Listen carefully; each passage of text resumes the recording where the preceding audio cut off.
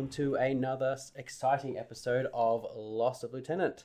I'm your host Josh, and I'm joined by fellow host Nick and special guest Jordan. Hi, thank you for having me, guys. Say hi, everybody. How are we all this evening? Doing well. I'm living. Good. We all like a bit of living. So today we are discussing a couple of things. This is our Border Bash winners recap, but we decided to tackle it from a little bit of a learning perspective as well. And we're talking about the introduction to two-day tournaments and how to go about preparing for them. It's going to be a very informal discussion, not a super structured one. But you can sort of use this to see our insights about how to go about preparing for two-day tournaments. And I'm sure that there's a interesting discussion to go ahead. I hope so. Yeah. But first things first, as usual, let's start off with some announcements. We have the Loss of Lieutenant listener challenge for quarter 2 2024. As I said last week, I'll give us a couple of weeks into July to like settle up everybody. But the listener challenge for this quarter is you plus me equals Carnage. Get your fire team duos, your star-crossed lovers on the table, painted up, send us a battle report and some photos, and win a prize. If you do lots of extra special things, then we will give you more chances to win in the prize pool. Yep, and you can send your submissions in to lostoflieutenant@gmail.com. We prefer it as a Google Doc, but whatever you've got, I can do some formatting, that's fine. Some upcoming events. Oh, we've got a new one. Yes. Hopefully this will go out in time. Fingers crossed. Might not make it. It will not be out. I'm telling you now, it will not go out in time. We can put it on the socials, that's okay. So on the 29th of June, there's a Northern Territory Infinity Startup number 2 at Hobby Hub in Darwin. It's going to be some Infinity demos and community building. And you can see the Infinity Northern Territory's Facebook page for more details. Next up, we have Burn City Brawl 24 is coming up on the 7th and 8th of September in North Coburg, Victoria. 300 points. Missions are Supply Raid, the Lost Lieutenant custom mission from last year. Highly Classified, Decapitation, Looting and Sabotage, and Supremacy. And again, you can see the event's Facebook page for more details. Maybe we should, at the end, when we do our final thoughts, we can put Jordan under the spotlight and see how he would prepare for BCB. Ooh, scary. Scary. All right. So 2-day tournaments. Yes. I guess should probably define what we mean by 2-day tournaments, even though it should be fairly self-explanatory. Basically, it's a tournament. It's split over 2 days. Usually it's either 5 rounds, split 3 first day, 2 second day, or for those really adventurous ones, going for 3 and 3 split. Oh God, that's bold. I have heard some people try for those. I have never actually been to one in Infinity before, and I don't know how many people are going to make it through round 6.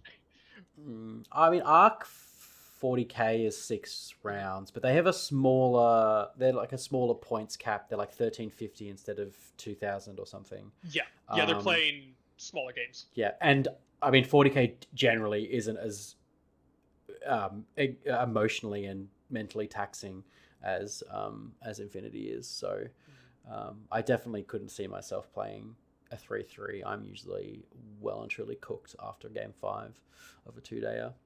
So yeah, I mean, go for your life. TOs, but maybe don't expect me to be present for round 6. Just physically. It's like I'd better be 5-0 going into round 6. So, look at it. Why 2-day tournaments over 1-day tournaments? Some advantages of the 2-day tournaments: you get more rounds, you get a more definitive podium position, so fewer tie breaks needing to split up those top placing players.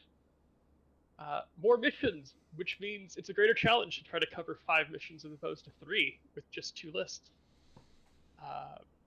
Bigger tournament, more players, therefore more variety of opponents, and it's probably better value for traveling players, since if they're going to be traveling, it's easier to stay for 1 extra day, do 2 full days of gaming, rather than travel in, spend 1 day, and then travel back out. Oh, yeah. Disadvantages: they're more complicated logistically for both the organizers and the players. You've got a greater potential for player attrition, especially in day 2, and it's a larger time commitment. So if you can't give a full weekend, 2-day tournament might be for you. But yeah, if you can do the full weekend, they're a fun but grueling exercise. Absolutely. What do you mean by greater potential for attrition? Is it just players will drop out? Yeah. Obviously with people who have traveled, they're probably less likely to drop out. But the longer the tournament is, the more chance you're going to start losing a few players who have said, I'm not into the rankings and I'm kind of had my fun. At least I think with Infinity, I've noticed less attrition, but that's also because you get into lower rankings and you're also playing people who are there just to play games and have fun. And now neither of you are concerned about placement, so obviously it's less pressure, and you still get to play and have fun games. Yeah. I think Infinity also sort of lends itself less to casual play, so I just think that people get fewer games of Infinity in general. Yeah. Yeah, I mean, I've been sort of semi off Infinity. I've had a few big shakeups in the personal life recently, so Infinity has been put on the back burner a little bit. I definitely haven't been painting as much as I should be if I want to play Torchlight for BCB, but that goes into tournament preparation, I guess. And so yeah, it's been difficult for me to find time for games. So I've never been a 40k player, so I don't know specifically, but it seems to lend itself more to we're just going to have some beer and roll dice and watch our armies ram into each other rather than I think for Infinity, the missions make that difference. It's more difficult to just rock up at the game shop with an Infinity list and go, I want to play this list, and find someone else who wants to play a list and go, I want to play this list, and just clash them on the table, because the missions are varied and have different list requirements for them. Mm-hmm. So you can't quite do the same as we're just going to show up and smash armies together. Yeah, for sure. As much as you might want to. Yes. All right. Ooh. So I figured before we talk about this, give a little bit of background in what our experiences with 2-day tournaments are. How about you, Josh? What's your experience with 2-day tournaments? Oh, well, my experience with 2-day tournaments and really my journey into Infinity began with BCB 2021, which was held in February of 2022, just to confuse everybody involved. COVID stopped BCB being held in its normal time slot during the year, and so Kevin still wanted to run it, so he pushed for BCB 2021 to be held early in 2022. A couple of friends and I had started playing Infinity with some like just pushing models around the table and not really worrying too much about the rules or anything like that. And then we were like, let's sign up, let's do this tournament. And I joined the community online. Kevin and Nick ran me through my first 2 games of 300 points in Infinity N4 at 300 points. And then I jumped in at BCB 2021. So it was my 3rd through 7th game of Infinity N4 at 300 points. I went 3-1-1 and I came 9th. And I was the 2nd best new player at BCB 2021. You'd expect with the 9th you'd be the best new player, but no, Jacob Ridley edged in just before me. He was a new player with a lot more experience than me because he'd been playing with Tristan for multiple years prior to that. But we define new players here as people who have played in 3 ITS events or less. Once you've played in 3 or more of... I should say, we define a new player as someone who's played less than 3 ITS events. And if you've played in 3 or more ITS events, you're no longer classified as a new player. You're classified as not a new player, I guess, or a veteran. Like, not really. They hadn't played in any ITS events. So I think the new players there were like my 2 friends, Luke and Michael. Tristan and Jacob we were like the new players of that tournament.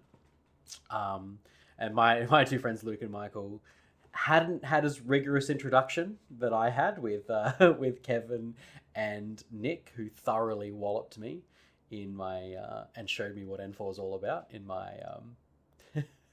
in my 2 practice games. And so they did not as well. They came down in the bottom half. I'm not really sure where specifically they came.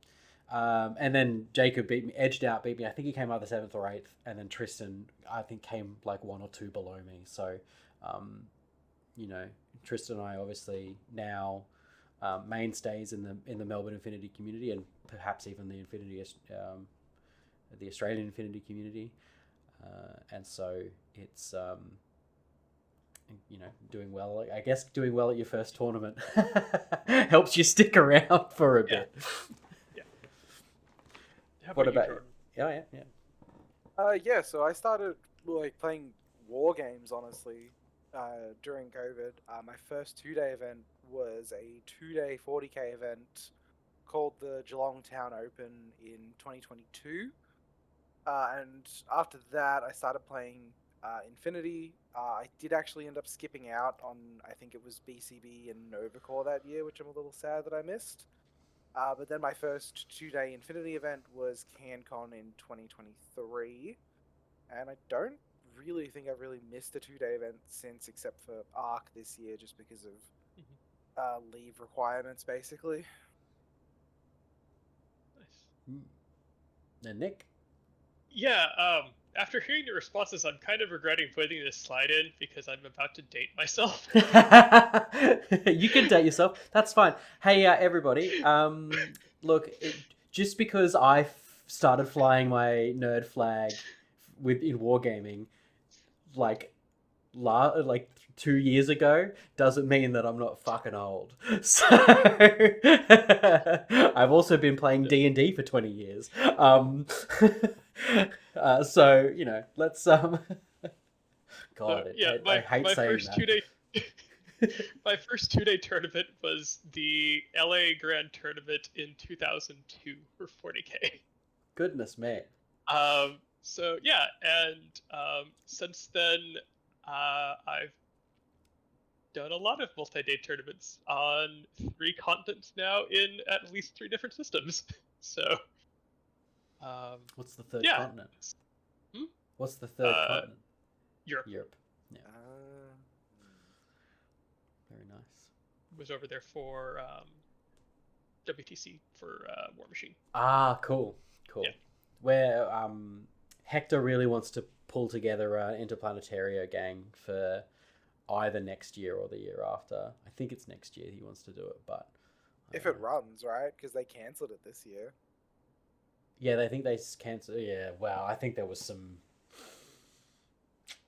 I seem to remember there being some scandal about that. Like the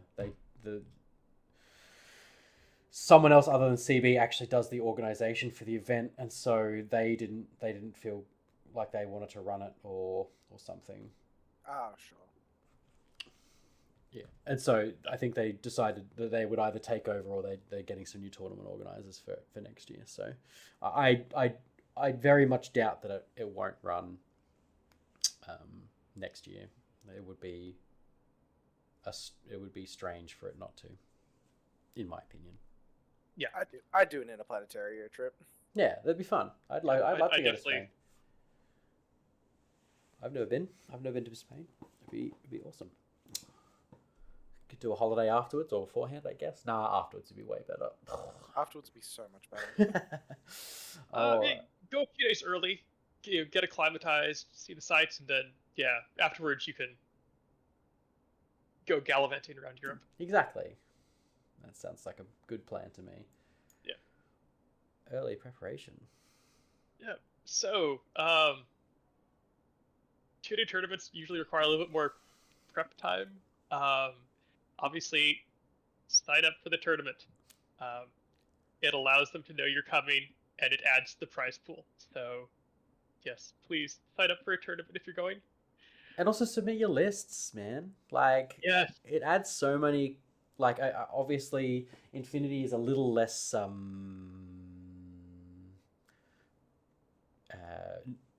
militaristic about list submission than other game systems, but it helps with a couple of things. TOs get access to all of your lists, so they can put out the winning lists or even the lists in the top 10, and also CB gets some good metrics, and it helps with game balance and things like that if people are taking the same thing over and over and over again.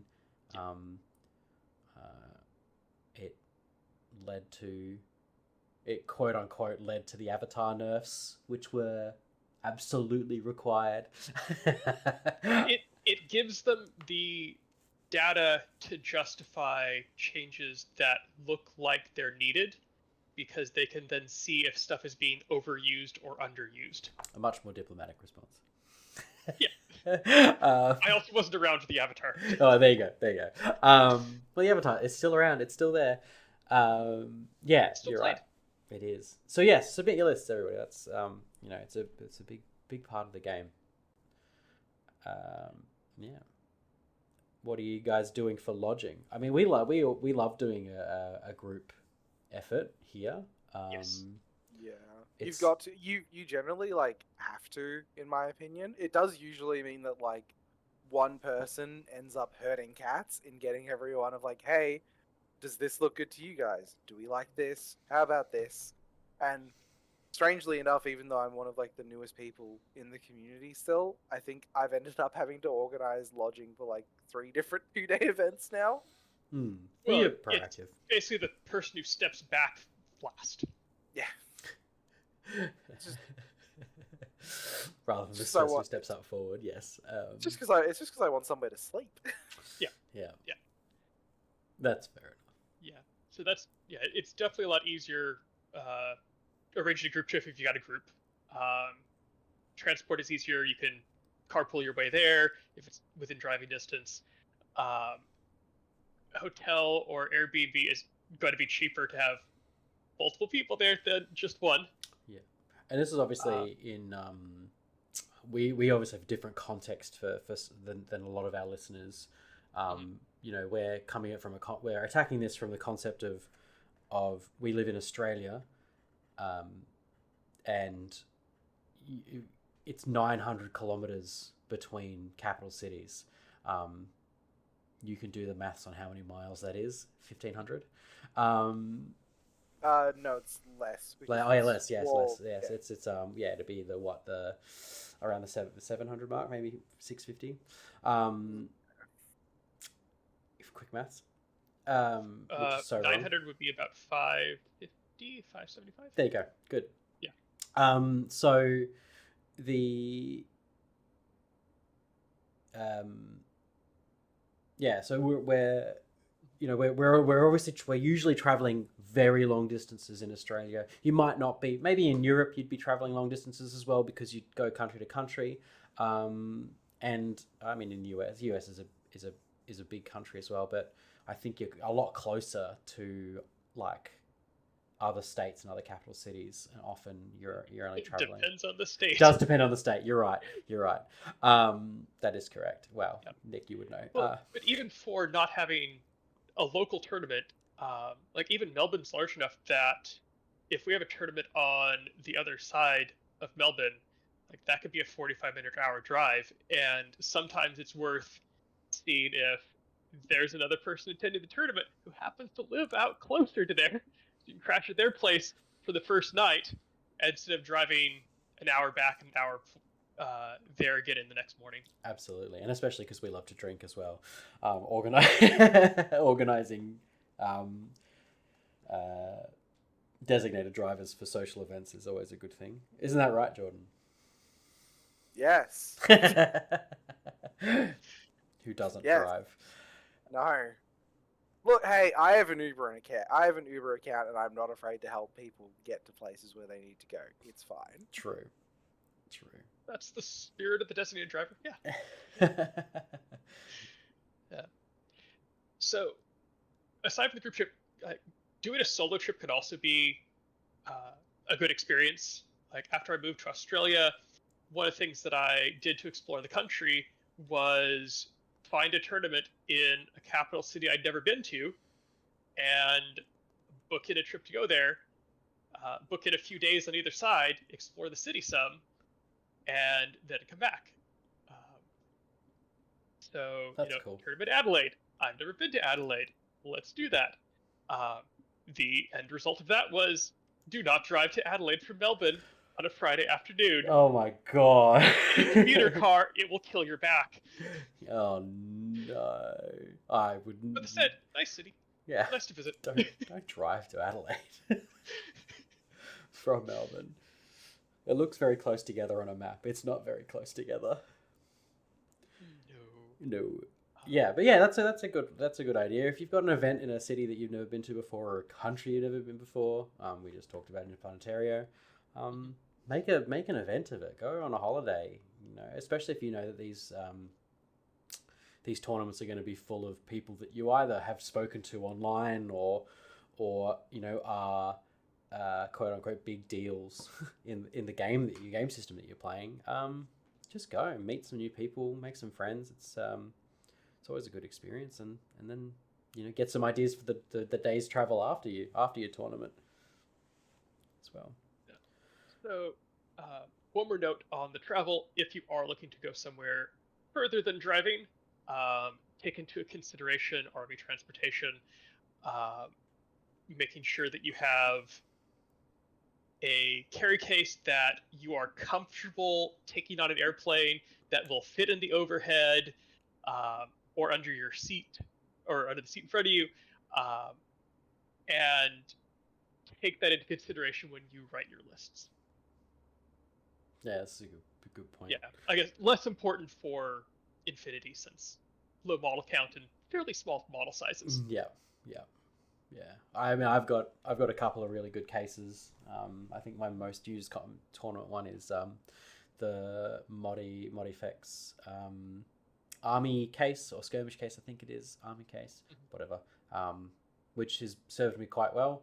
And I'll be probably migrating all of my armies over. I got my hands on a new tabletop tech Mechie case, which is it's entirely 3D printed, and it's got a lever mechanism which causes O-rings to close around the bases, and it's so secure. They're really, really cool, and the cases are entirely modular, and I'm super keen to bust it out. But the infinity bases, because of the line of fire, things don't really fit very well into those O-rings, because they're like just over 25 mil, and they, you know, the infinity ones don't really fit in. So I'm gonna start basing all my armies on non-line of fire bases, and then have to paint my line of fire markings on, I think. But yeah, just, you know, your standard foam cases are usually good enough to. Yeah, and if in doubt, hard case. Yeah.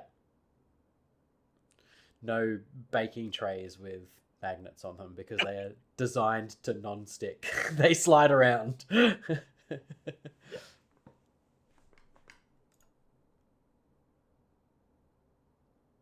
Yeah, game So, preparation. looking at preparation again for the tournament, obviously look at painted requirements, either the tournament imposed or self-imposed, and kind of get with that transportation of models. Looking at, are you looking to bring a display board, a tournament tray? Basically, how are you transporting your models between tables? A bit less critical again for N4, because 15 models, you know, if you have a completely different set of models for your second, you're looking at a maximum of 30 models. So not as difficult to transport between tables as, say, 40k. No, it's so much nicer. It's so much easier in Infinity. Yeah. Plus, if you go into retreat, you're practically packed up already.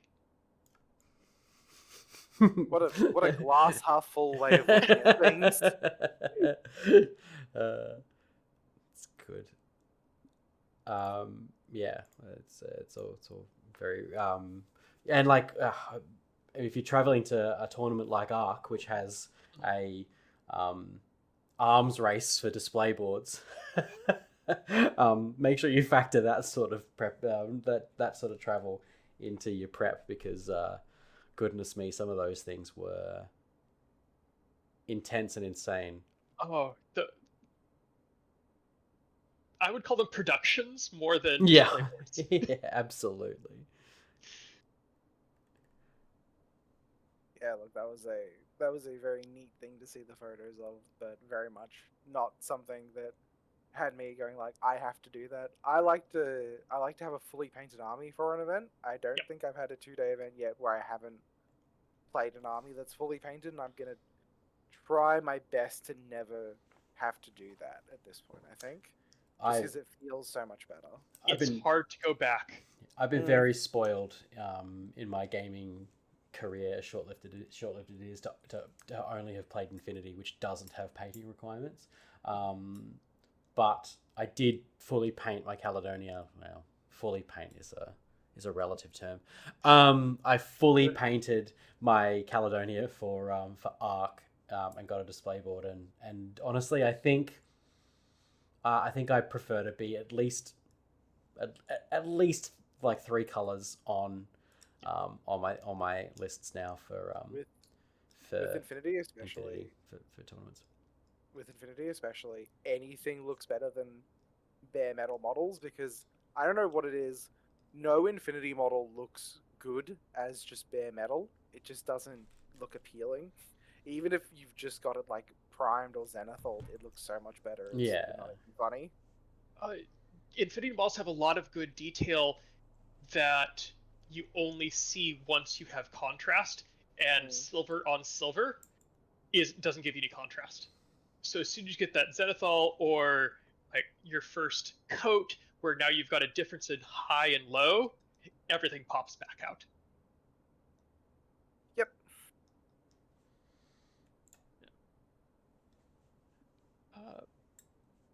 So obviously, writing lists and list pairings is a much larger topic that we will not cover in this video or this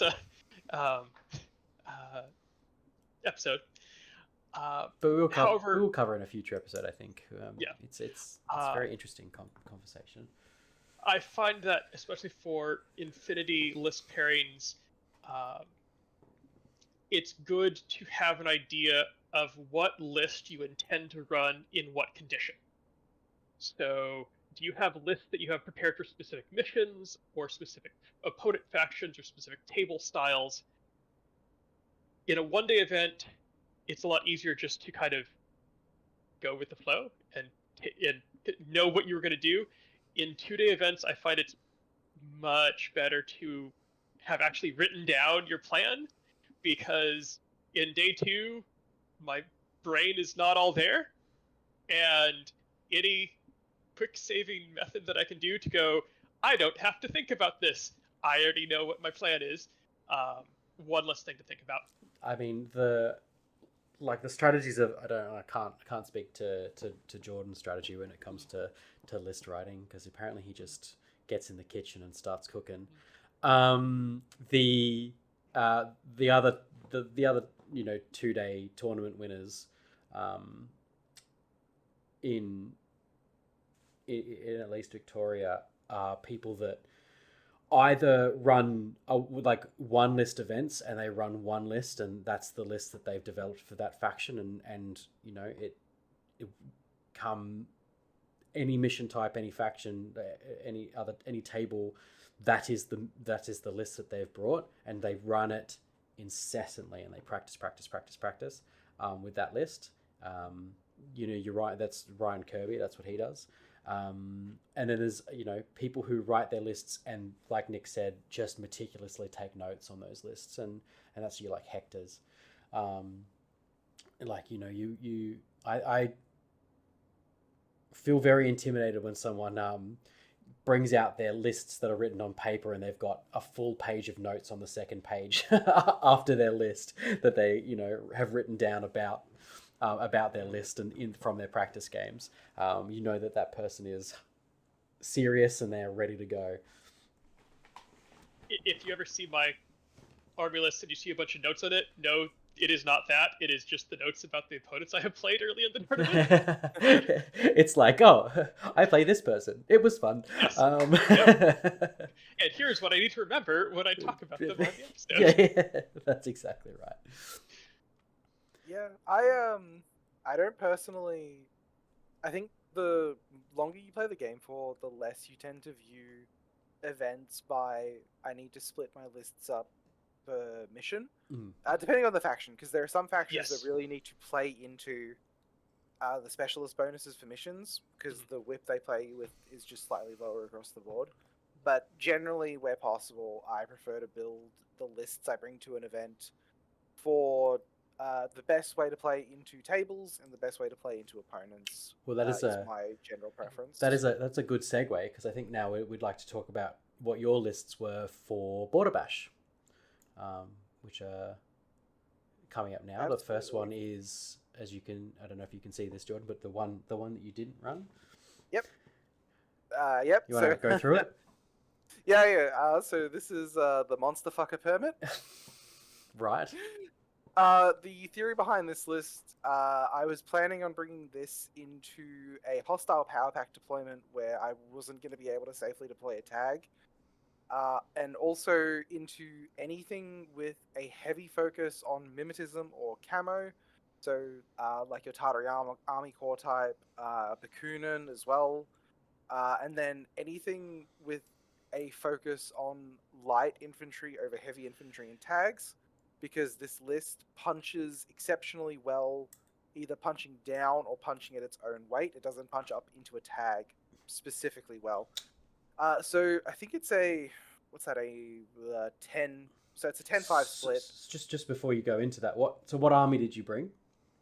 So I brought Vanilla Combined Army to the event. And why did you bring Vanilla Combined? So I tend to swap between armies after 2-day events, but as I've been able to get fewer games of Infinity in between events, I've stuck with Vanilla Combined just because they're a very fun army to play, and it's very enjoyable to sort of use the tools that you have at your disposal in an army like that.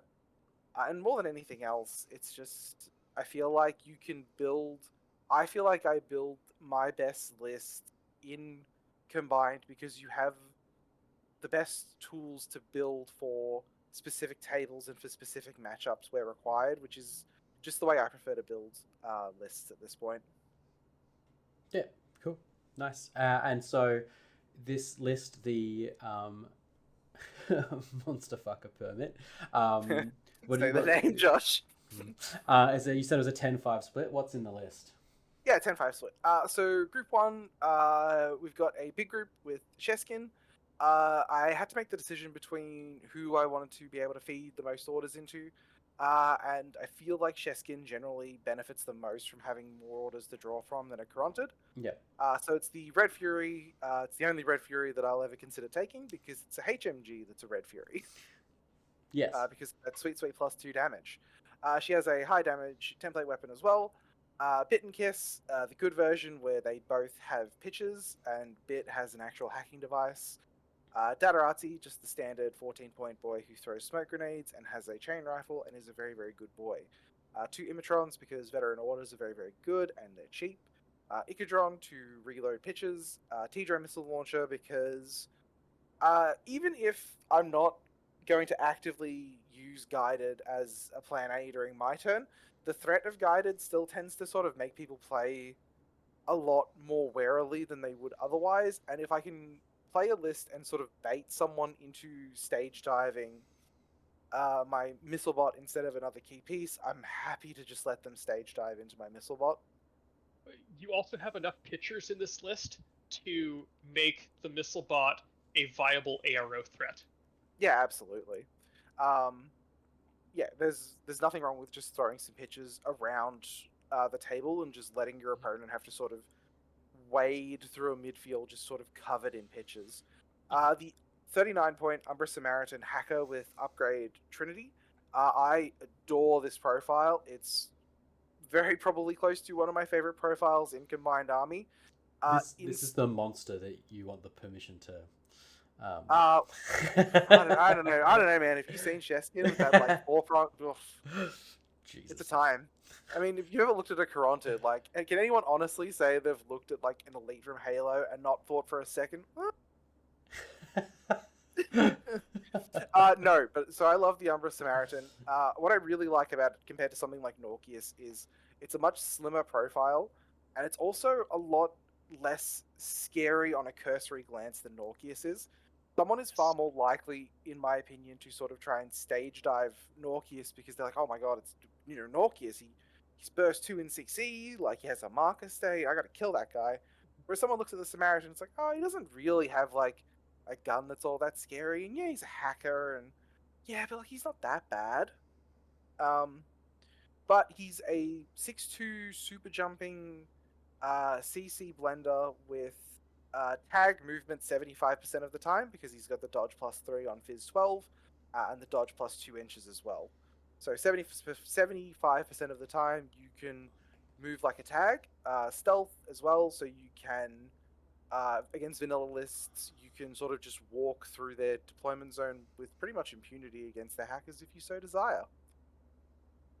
Yeah, and then the Good Tiger, so Chain Cult and the DACCW, the Liberto Mine Layer. I've been a little bit lower on Libertos after CanCon, but I think my Liberto heard that and was like, nah, bro, we're gonna like overperform at Border Bash, so you are never gonna drop us from your list.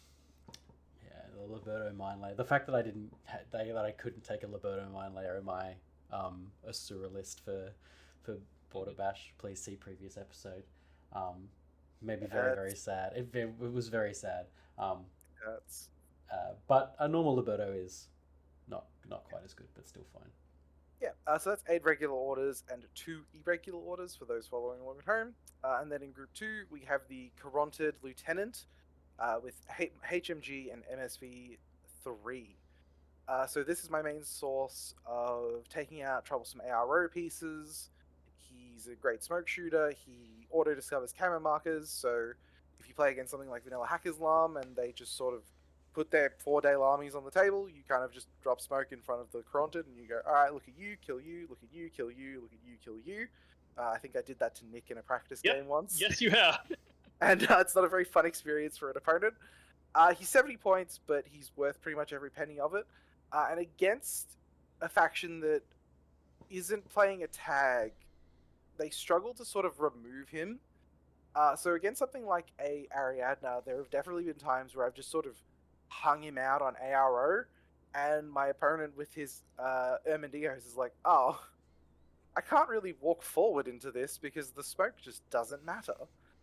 So if I played against something like Cosmoflot, I would have quite happily hung him out and just looking at the bear wherever the bear was going to be. Because it's not going to kill the bear, but if I can do like a wound or two to the bear on the way in, it's going to give a player pause. Even if you Generally can speaking, just just slow it delay down. like the impetuous order or something, often it's Yeah, kind of worth if it. it can't if it can't take its impetuous order, you're like cutting so much movement off that type of model. And of course, he's got Mnemonica, so if you kill him, he assumes direct control. Generally, you want to go straight into the Umbra Samaritan to make him a Whip 16 hacker, which is enormous. And then one of the other things I've had people talk about is, well, what happens if they don't kill him, or what if they isolate him instead? Well, you're running 1, 2, 3, 5 veterans in this list, and you have 4 command tokens. So if my opponent has spent a turn bricking my Caronted, my opinion on that is, so my Caronted is still alive, you're saying? Yes. And then, go ahead, sorry, Nick. Okay. Also, Caronted is one of the best models in the game to pass reset himself. Yes, it whips 16. It's like, oh, I guess I'll reset on a 7. Stand it up in ARO and go, Yep. I'm going to do this now. Someone bricked my Achilles once, and it was Hugh, I think, and I just stood him up in ARO, and I was like, I'm going to watch the entire world and just reset. You will have no fun. And so all I did was that. I just reset with Achilles, and it was like, oh. Yep. And then we've got the Dartok Hacker, a very not sneaky overperformer. People aren't generally as afraid of this model as I reckon they probably should be. Hacking device, upgrade Trinity +1 damage. He has pitches. He's a Morat, so he's a veteran, which is huge. He's also BTS 6. Like, I don't think I had a lot of people over the weekend when I had a couple of people try and hack, and they were like, yeah, okay, what's the BTS on the Dartok? Let's try and kill that. I'm like, oh, it's BTS 6. And I'm like, oh, what the fuck? BTS 6 does a lot of work. It's also dogged as well, so it just doesn't. He's dogged, yeah. Just like other killer hackers just tremble in fear in ARO against the Dartok. He's just a fucking pain in the ass. He is indeed. Second Datarazzi, so just another one of the 14-point ones. Motorized Bounty Hunter, the Submachine Gun, and Chain Colt +1 Burst, just as a sort of disposable attack piece. I can kind of run into a DZ, and if I can randomly spike a bunch of rolls off of that, it does really well, but if I don't, it's a 9-point model. I'm not going to cry over losing it. And 1 Ardrone Flash Pulse bot. Good. Yeah. Nice. I didn't end up playing this list at all, even though I love it. The one you ran in all 5 games. Yep.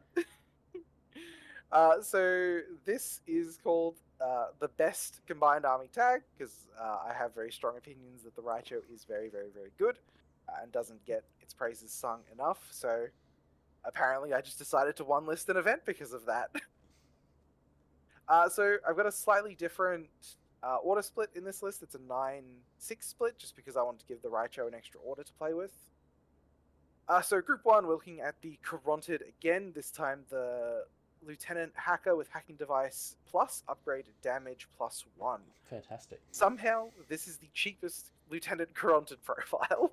It's also excellent. It is insane. So it doesn't start in a marker state like an Anathematic, but it still has a marker state, so if you go first, or if your opponent doesn't stage dive it on turn 1, it can still scream and hide underneath a marker state. The damage +1 came up a few times actually over the weekend with damage 17 Oblivion and damage 14 Carbonite. Yeah, it's huge. And because he's a whip 16 hacker, I'm much happier trying to do an active turn guided plan with him instead of the other list where it's more of just like a threat / a thing that could happen to you if you walk through my deployment zone. And again, over the Anathematic, if, again, I have an opponent who decides to stage dive the Caronted, it's like, okay, you've killed him. My Umbra Samaritan is now whip 16, or okay, you bricked him. I think it's the same number. I think it's 5 veterans in this list as well. You play through Return of Lost of Lieutenant very efficiently in Combined Army, especially. The Umbra Samaritan Hacker, again, love the profile. Don't have anything bad to say about it. Dartok Hacker, again, same profile as before. 2 Imitrons, the T-Drone Missile Launcher. Only 1 Datarazzi in this list, which I was a little bit sad about. I generally like playing 2 Datarazzi over 1, but sometimes the points just don't work out and you need to play slightly on the cheaper side. Liberto Mine Layer and the Tiger 7-point Chain Cold to DACCW again. And then Group 2, we have the cheapest Raichu profile, so the multi-HMG Heavy Rocket Launcher profile for 73 points. I love the Raichu. It's so good at just being a BS14 main battle tag. But and what you have on top of that, though, is it's armor 8, so it's like the high watermark of armor for your main battle tags that aren't the Yodam. Pardon me, sorry. It's also veteran, it's Morat, so you can't isolate it, so it's immune to Oblivion, which is really good.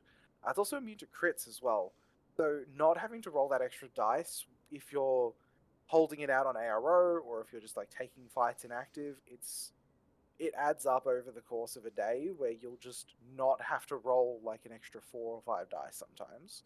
And in this list, one of the plans with the Raichu is if my opponent doesn't have a super clear way to punish it aggressively on turn 1 or efficiently, I'm more than happy to just sort of hang it out on ARO and just go, you have to deal with this, and it's not going to be fun for you to sort of try and push your way through it. Plus, the ARO choice you have there is an explosive HMG round or a continuous damage heavy rocket launcher template. Yep, it's obnoxious. Like, he's very good. Definitely overperformed over the weekend. And then this list is also part of the design for this list is, again, so if I have to play into anything with heavier armor that requires a tag like solution, it's also the list I built in some ways as well, looking at Torchlight being as popular as I thought it was going to be over the course of the weekend. So I find this list plays extremely well into Torchlight, as we'll probably see later on in the episode. But you have the active turn guided plan to sort of punish a prime or any sort of like big, team kick-ass fucking link deployment. But you also have the option of putting white noise on top of a Raichu and then just shooting MSV pieces. And I don't think there's really an MSV piece in the game that isn't afraid of a Raichu under a cloud of white noise just blasting it. No. And when that white noise is coming from a whip 16 hacker as well, you're much less likely to fail putting it down. Yeah. And it also the other thing white noise also does is it lets Bit and Kiss throw a pitcher directly in front of a prime on the line that it's looking down because it can't see through the white noise. Speaking of Bit and Kiss, same profile as before. 2 Flash Pulse Spots this time, the Ikadron, and a Gaki as well. I really like the Gaki, just as a piece you sometimes play in a list. Berserk is a really good rule, being 6/6 is really good. And Climbing Plus, like, Tigers are afraid of walls, Gakis don't care, and they will just run up a wall if they need to get to an opponent. Yeah, that 12-inch Berserk can allow you to run up some surprising walls to get to opponents on the top there. And if they only do one shot an arrow to it and they don't kill it off the table, if your CC attack doesn't get them, the exploding will. Yeah, it just fucking latches on and blows up and kills something. Gaki, really liked Gaki as well. I didn't think I would end up playing this list in all 5 rounds, but in every round other than the 3rd round, I think it was just the sort of clear choice of what I needed to take to deal with what I was playing against. Seeing as I played against Torchlight twice. So it's like, well, this list punishes Torchlight really well, so we're just going to do that. So you really wrote like faction specific lists, or like to combat particular playstyle / faction strengths. Is Yeah, do you think that Combined Army in general does every mission quite well, or did you just think that this tournament didn't really need a mission specific split? What did you yeah. think? So looking at the mission lineup for this event, the only specialist bonuses we have are in where are the missions again? There they are. Only specialist bonuses we have are engineer, hacker, and paramedic. And Chain of Command. Oh, sorry, and chain of command for power pack, but my chain of command pieces. Yeah. um, so yeah, I didn't really feel the need to try and like load up my list with any specific type of specialist. And combined army is generally starts at like whip 13 to 14 and only goes up from there. So I felt very, very comfortable just going, all right, we're just going to build two really, really efficient lists. The first list is definitely a little bit lighter on the specialists, but you make sacrifices. And I felt pretty confident in just like, look, I'll just push buttons. Like, it's not like I'm rolling whip 12. Like, whip 14 on the Umbra Samaritan is really, really good. I shouldn't really get punished too much, hopefully. And I didn't, except for evacuation, basically, where the Umbra Samaritan scared some HVTs. Ah. Also, you've got fast enough. Like Yes. the Umbra Samaritan being 6'2" to 6'4", it can get there quickly enough that you can go peg multiple buttons in the same turn with it. And super jump Exactly. as well. So. Oh yeah, super jump. Yep. The other thing So- the Samaritan can do as well, because it is that 6-2 movement, is you can move 6. If you throw a pitcher with Bit and Kiss, you can go move 6, attempt to do a thing to one of their units that's in the pitcher. Yeah. Move 6, attempt to do it again, and you're not losing much movement overall. You're doing stuff, which is really, really good. Yep. All right. Practice missions. Yeah. So practice missions pretty similar to one-day event, except for there are more missions. So obviously, play each mission at least once to be familiar with it. Please don't go to tournaments and have not read the missions. Or do. Yeah, or you give it a try. See what happens. Let us know. Hey, you do what you like. Live! You're all strong, independent Infinity players. I tend to look to practice the more complicated missions more. So, like your cryogenics, your evacuations, anything that has the Biotech 4 virus in the mission. Because typically there's, I don't want to call them filler missions, but there's kind of the baseline missions that, so your supplies, your front lines, where if you've played Infinity for a while, you know the mission. It doesn't really change. It's the same basic requirements. But the kind of the curveball ones they'll throw into tournaments that you want to focus on. So for Border Bash, what were the missions that you tried to focus on? Or I guess, how much did you practice the missions, Jordan? Oh man, I'm being outed so hard right now. So because the local community in Geelong isn't as strong as it once was, and because traveling to Melbourne is sometimes a bit of a pain, I don't get to play as much Infinity as I would like, but I talk about Infinity fucking constantly, unfortunately. So I was talking about Border Bash constantly leading up into the tournament. I think I only played a couple of practice games though, but 3 of the missions for the tournament are, as you said, pretty much like those sort of the filler missions, right? With like acquisition, frontline, and supplies. It's like, okay, cool, acquisition, I'm playing, stand on the fucking console. Supplies, capture the flag. Frontline is spicy quadrant control. Power Pack's a bit of a weird one, but it's really just the fucky deployment that you really need to kind of get right, and then you're pretty much good to go.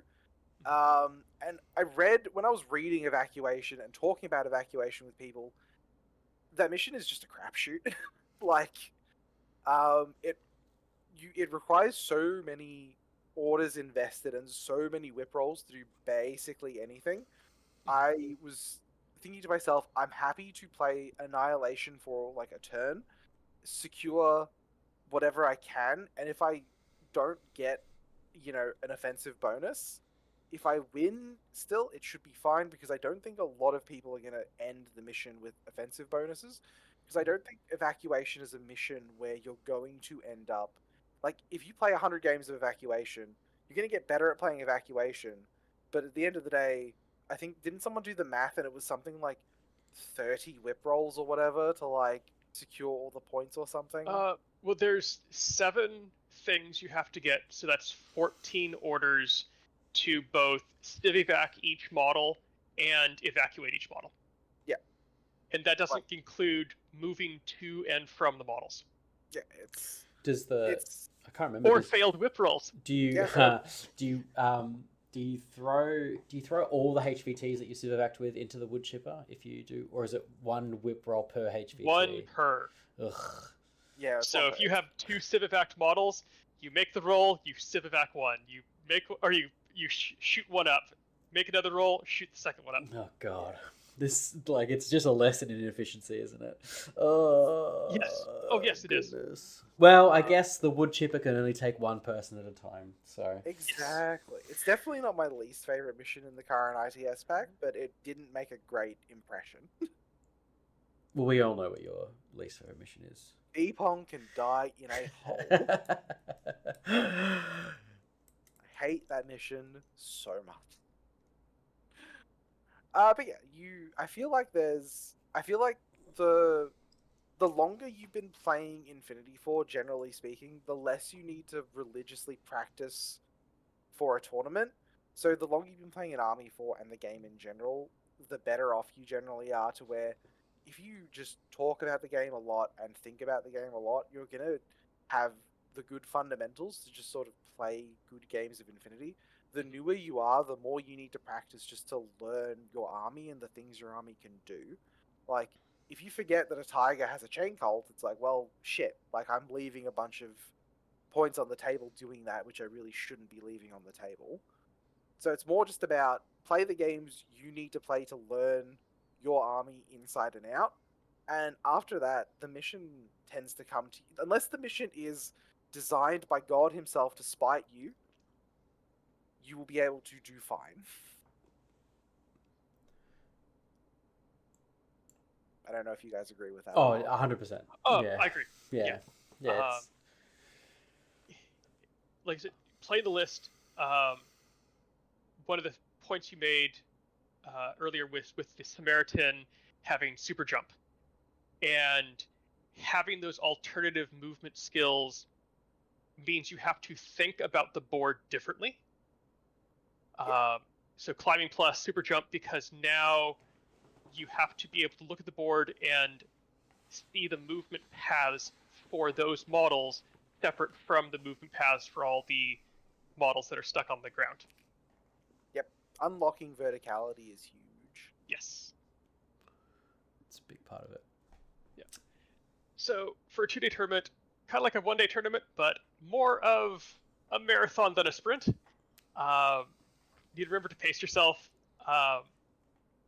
Thinking is calorically intensive, and by day 2, you need those extra calories in there for your brain to burn. I pretty much always bring snacks, but usually approach it more like I'm going on a hike. So bringing fruits, nuts, the stuff that's going to not cause me to crash. On that note, moderate your sugar and caffeine intake so you don't crash, because crashing before the end of day 1 will leave you miserable for day 2. And unless you're a seasoned drinker, don't crack beers at 9 a.m. Yes. I strongly Yes, support after border that bash, idea. we should probably say also add alcohol to the list of things you want to moderate going into your body so you don't crash one way or the other. I will say, like a core 2 day tournament memory for me now is just I'm looking around the room. It's like, oh, what are my friends doing? It's like, oh, well, he's cracked a beer at like 10 a.m. I look around, it's like, and Nick's walking around with like 3 Tupperware containers of like fruit and nuts. Oh, Josh is drinking a beer and Yeah, Josh and Taro are drinking a beer. Nick's walking around with like his Tupperware containers of like sliced fruits. Infinity. If Hugh is Infinity Mum, Nick is truly Infinity Dad. Is Infinity Dad. On that note, yeah, stay hydrated as well. Drink the water. Don't, you know, assume that you can live on all energy drinks. And well, I guess those of you who are young probably can, but that realization will hit you in 10 or 20 years. When people drink energy drinks at tournaments, I'm like, man, my heart rate is already 120. I don't need a bloody energy drink to push me into SVT or something. You're just sitting there like, man, how are you playing when your hands are like fucking vibrating? Like, my heart's just like. yeah. It adds to the randomness of the dice rolls. Yeah. Just, I don't have to roll anything. Yeah, I just hold them in my hand. So much as they twitch out of your hands. Hold the dice and just it's rolled. Just hold it. My hands are a dice tray. Keeps moving. Take breaks. Yeah. So on top of that, true to any war game, sit down when you can. It is tougher to do in Infinity because you're always looking for your AROs. But I also find that it's not as intensive on the back as some other war games because I'm not hunched over the table all day. So kind of balances out some. Yeah, you're not hunched over for like long periods of time because your movement is like, I move this one guy, move, stand back up, look at the table, move the next guy. Yeah, you're not hunched over moving 30 dudes at once. Yeah. So like between rounds, step outside. A lot of times the tournament area is just an echo chamber, and being able to get out, clear your mind some, get out of the noise, take a breath, get away from that before you head back in. At least I find for myself that really helps. I know there are some who absolutely adore the overload of noise and assorted cacophony, but yes. I'm not one of those people. As you see fit, yeah. I also, it's not on the slide, but I'd like to add in as well. Just think about post-tournament too. Think about your health. We live in a post-COVID world.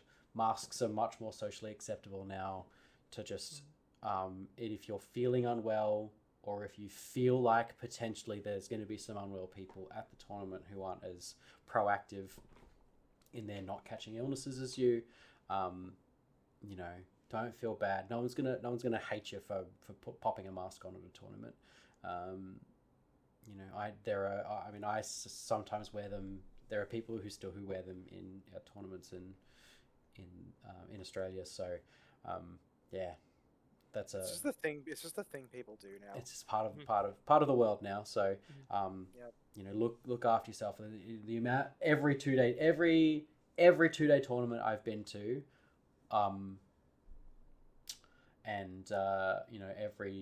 I guess it comes on with was involved in the LARP scene for a long time. So long LARP events, 2-day tournaments, every single one, I've ended up not necessarily sick, but at least losing my voice at the end of it. So it's a really good thing to prioritize your health, because you don't want to screw up your next work week just for the favor of getting 2 days of Infinity in with the boys, or the gals. Look after yourselves. What do we do before a tournament? Oh, well, the day before. Yes, Tournament Eve. Woo. So, especially for if you're traveling, tournaments, if they're 2 days, it's not just a 2-day tournament. A lot of times they'll be set up the day before for people who are traveling, show up, meet, greet players. I usually read my army list, but it sounds like, from Jordan's perspective, he's reviewed his army list enough that he has them fully memorized. So that may not apply to everyone. Maybe, who knows? And then, of course, the big one: get some sleep. Seriously, get some sleep before the tournament. You will do much better if you do. Or don't. Don't stay up till like 3 Yeah. a.m. It's not worth it. Like, Yeah. you feel so much worse. You do what you like. All right. Let's take a quick break before we get into this. Hydrate, use the loo, everything like that. And then we're going to jump back into Jordan's games from Border Bash. We're going to talk about your thoughts about each game and what were your factors that led you to win the tournament. Boy, well, I mean, See- dumb luck. Am I allowed to say that? You are. We'll see everybody in a second.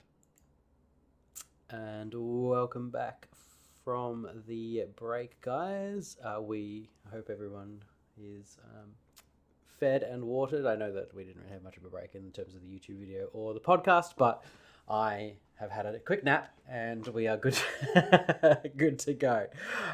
So, Jordan, day one. Yep. Day one. Day one. Dawn of the first day. Round one. Power pack. Round one power pack. Who was your opponent?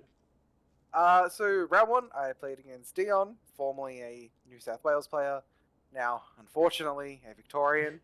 Due to a dice roll before. It was a dice roll that I watched. From Kevin. We can send him back. We're happy to send him back. Oh, that's so rude. Dion's great. Yeah, he's doing well at organizing the Ballarat community. He's doing really well. It all comes from a place of love, definitely. Obviously, I like to myself. Obviously, you ran the Carotid and Raicho list because that was the list you ran in all three. And what did Dion run? Dion was running Torchlight, and as soon as I heard that, I'm like, man, I'm really glad that I planned for Torchlight more than any other faction. Because, not even intentionally, just by proxy, because I've been pretty outspoken of how affected Melbourne has been by, like, prime brain rot. Of people just not sort of solving for the prime and being really, really frightened of how to deal with it. So I've been arguing about that model for like a while now. So I ended up inadvertently preparing myself for this day quite well. And I'm just one of those people that like the prime shows up in like 25% of my Torchlight lists, and I'm like, yeah. Exactly. What would do you want to go through his list? Yeah, sure. So we got the two Wave Rider hackers, Hellblazer, Vidok, Prime, LT is a core link. I'm personally not a huge fan of the Prime in the core link. I much prefer them running solo or in Haris, but core linking them definitely has its benefits. Warcore, Moonraker, then in Group 2 he has the little Stormbot FTO Haris with the Stormbot Heavy Rocket Launcher, Psychop, MSV, and the Cludger Deactivator, along with a Millicent because you've got the free hacking essentially from the two Wave Riders, Fuzzbot with the Evo hacking device to do whatever it wants to do to the Stormbot, Ment, I believe it was a chain of command Ments are all chain of command, yeah. Then yeah, it was a chain of command Ment, and then a second Moonraker. So we played on, if we want to go to the next slide, we played on Kev's Necromunda table, which I really like this table. I've played on it a few times, and it's definitely one of the Melbourne tables where I get a lot out of playing on it. I love this table as well. I mean, it's got a different setup every time you play it. It's never been set up the same way twice. But I think it never has. Kevin can attest to that, I guess, in the chat. But it is a great table. It's really fun to pick out sight lines, and it plays with verticality really nicely. I mean, that is the game of Necromunda as well. So exactly. So Dion rocked up. We took a look at the table, rolled off for the tenant roll. I won the LT roll, and I default aggressive with this list. So pretty much snap pick first turns. First turn's pretty damn good on Power Pack especially, and it's like, alright, cool, ready to rumble. Dion picks sides. He was happy to play some Lazy Affinity, so Dion deployed on the side that is closer to the person taking the photo, and I deployed on the opposite side. The chair side. Yes. I deployed on the side with the chair. I claimed the chair for myself. So I had to deploy, as you do in Power Pack, on two distinct fronts. So on the from the person taking the photo, on the right-hand side, I deployed my Raicho along with my Hit and Kiss with a up on one of the ladders with a nice sight line, potentially to throw some deep repeaters if I need to with the old IGL special delivery system. And then a couple of my random order junkies, Libertos on that side, and then on the other side, I deployed a lot of my forward moving hackers. So the Umbra Samaritan had a nice line to sort of just like run down the table and start causing some problems if I so desired. The Kronted was there. He wasn't going to do a lot on this table just because of how bulky everything was, and being 4/4 makes it a little hard for him to kind of make his way around as much as I would like.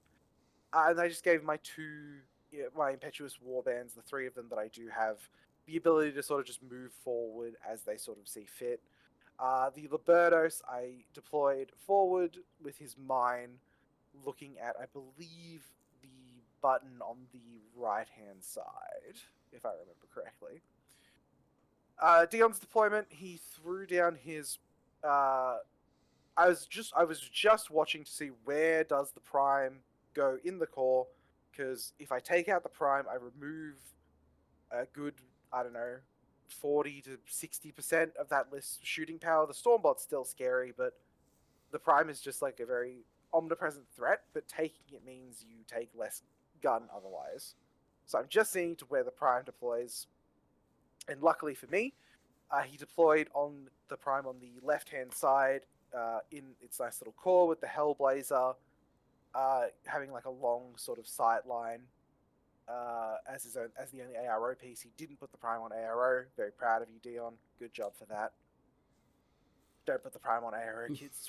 It's not worth it. It's so good on ARO. It's not. It's so good. Not good on ARO. So yeah, the Prime Core was on the left-hand side, and then the Stormbot Haris was on the right-hand side, which is definitely like the right way to sort of deploy all that sort of stuff. And Millicent, his Ment, were deployed sort of as centrally as you can deploy models in Power Pack. Both of us had exactly the same idea at the table, where we were like, wait, it says the HVT has to deploy 4 inches outside of the deployment zone, right? We both were like, yep. We just put the HVT at the back of our deployment in the dead zone between our two deployment zones. Mm-hmm. Back table edge. Because Perfect space. That's something you can do. Perfect place for your HVT. Yeah, Power Pack is definitely a mission and a half. So my first turn, my plan is I need to neutralize as much of that core as possible, because that'll strip orders that Dion can otherwise use to sort of engage me on his terms. If I can deal with the Stormbot Haris, I'll deal with it. But if I can't, I'm not going to sort of split peas over it. So Bit and Kiss move up one of the ladders, and I checked with Dion. There is a line where they can throw a pitcher into his core link before they're seen by the Hellblazer. So if you look sort of on the left-hand side of that map, where the can is on top of that small square building. This one? Or this one? Center. That one. Yeah, that one you're on now. Yeah. Yep, so that small square building down there is where the Hellblazer was deployed. And Bit and Kiss was over by the tower on the right-hand side. A little bit further forward, yeah, around there. So with one order, they were able to move up the ladder and throw a pitcher before they were seen by the Hellblazer down this corridor. It was a very nasty little line.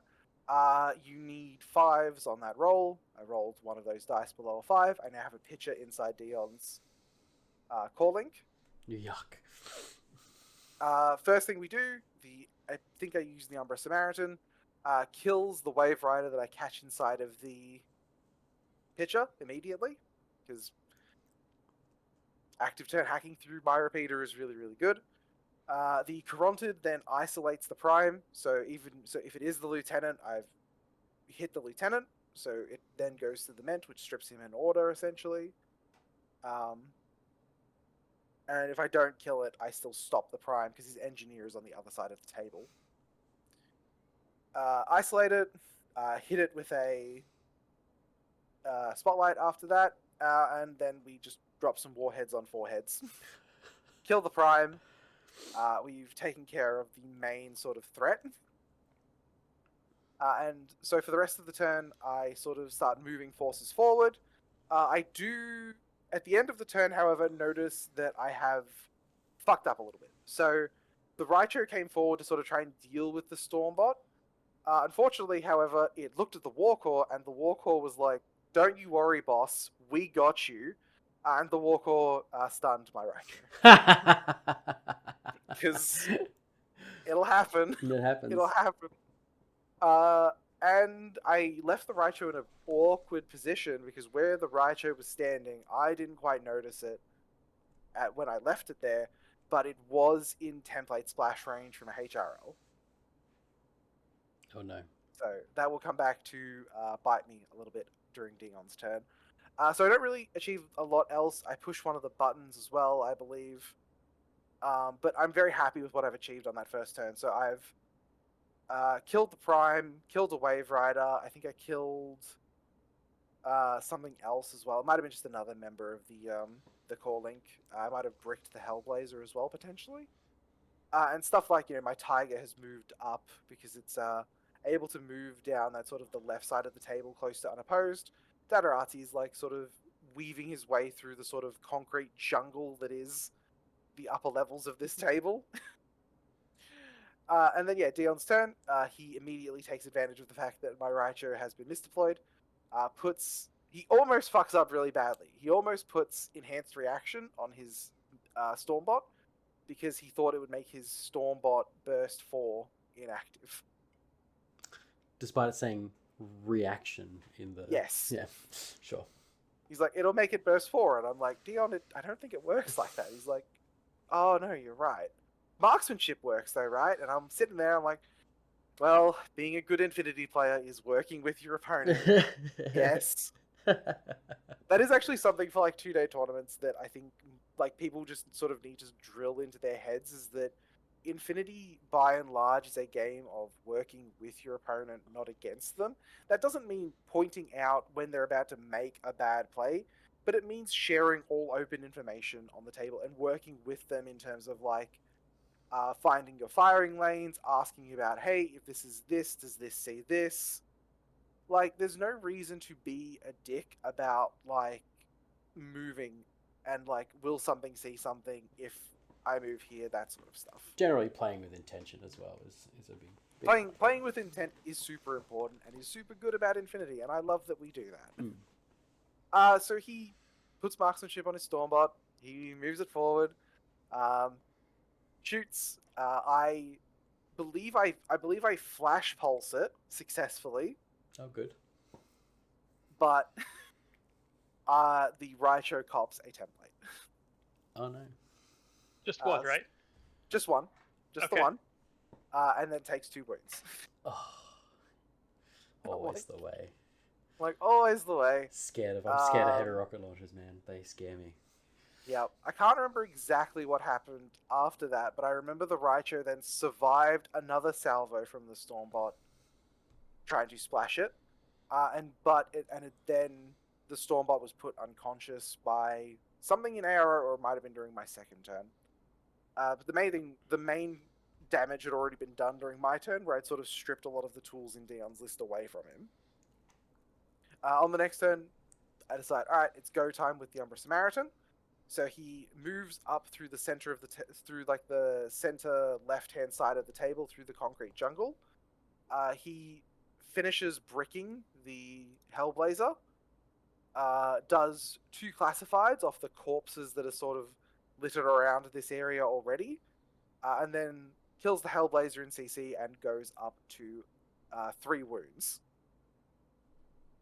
Oh, goody. Because Protheon is a fun ability that is always enjoyable for everyone, especially the person it's happening to. Pushes 2 of the buttons on his own as well, I think. Baits out one of the Moonrakers, if not the second Moonraker, kills that as well. Dion's next turn, he realizes that he's just very, very behind on the table at this point. So he commits to killing the Raicho to the... Basically, he's like, fuck you to me, that you're not getting out of this game with your Raicho intact. And I'm like, fair enough. Like, I can't argue with that. So he manages to adhesive launcher it from one of the second Moonraker, I believe. Right. Yep, immobilizes it. I'm like, well, alright. And then he kills it with, I think, the Psychop multi-marksman rifle, potentially. But he passes back to me after that. The Umbra Samaritan goes on another killing run, kills the rest of the Haris team, and then ends the turn standing, I believe, on Dion's console. And then one of my surviving Flash Pulse bots is, I look at Dion because he's like, oh, is there anything else you can do? Because at this, he's just like, look, you've put me in retreat at this point. I'm like, yeah, you've got like 3 models left on the table. So he's like, look, is there anything else you can do to sort of score points? I'm like, help me measure out this Flash Pulse bot's movement if it can get within 8 inches of your HVT. And it can, so we get within 8 inches of the HVT. So the game ends in a 8-zip win for me. Good. Nice. Yeah. Finished before the round ended as well, which was really nice. Always a plus. Oh yeah, getting to just go and get like lunch and not have to worry about stress eating before the next round is huge. Big deal. Round 2. Round 2. It was really funny because we went and got lunch all together with Tristan, funnily enough. And he was like, I hope I don't have to fucking play you in round 2. I'm like, I also hope that, because I don't want to play Victorians. And sure enough, the round 2 pairings got drawn. It's Tristan and me in round 2. This is also the man who called my lists a hate crime. He did. So, you know, I'm feeling a certain way. I'm feeling very attacked in this moment by Tristan. But yeah, he's playing he's playing Torchlight, so Torchlight in the first 2 rounds. Cool. Like I've sort of planned for this to a degree. Playing a similar list without the Stormbot, but he's playing the Vidok core, basically. I think this is something you and him cooked up, right, Josh? Yeah, sort of. I've played this core, except I tend to put a Wave Rider in it. But I've played the Vidok, FTM multi sniper rifle, Hellblazer, Ment, Kappa, Raveneye, or just use the rest of the wild cards, whatever. So that was the core, and then there was the Prime Haris, basically, which is the setup I like with it.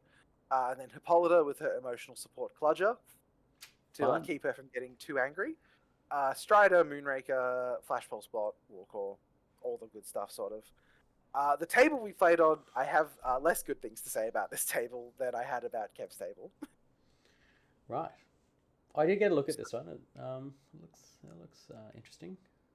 Yeah, so I don't know how you guys feel. I personally am not a fan of round terrain in Infinity.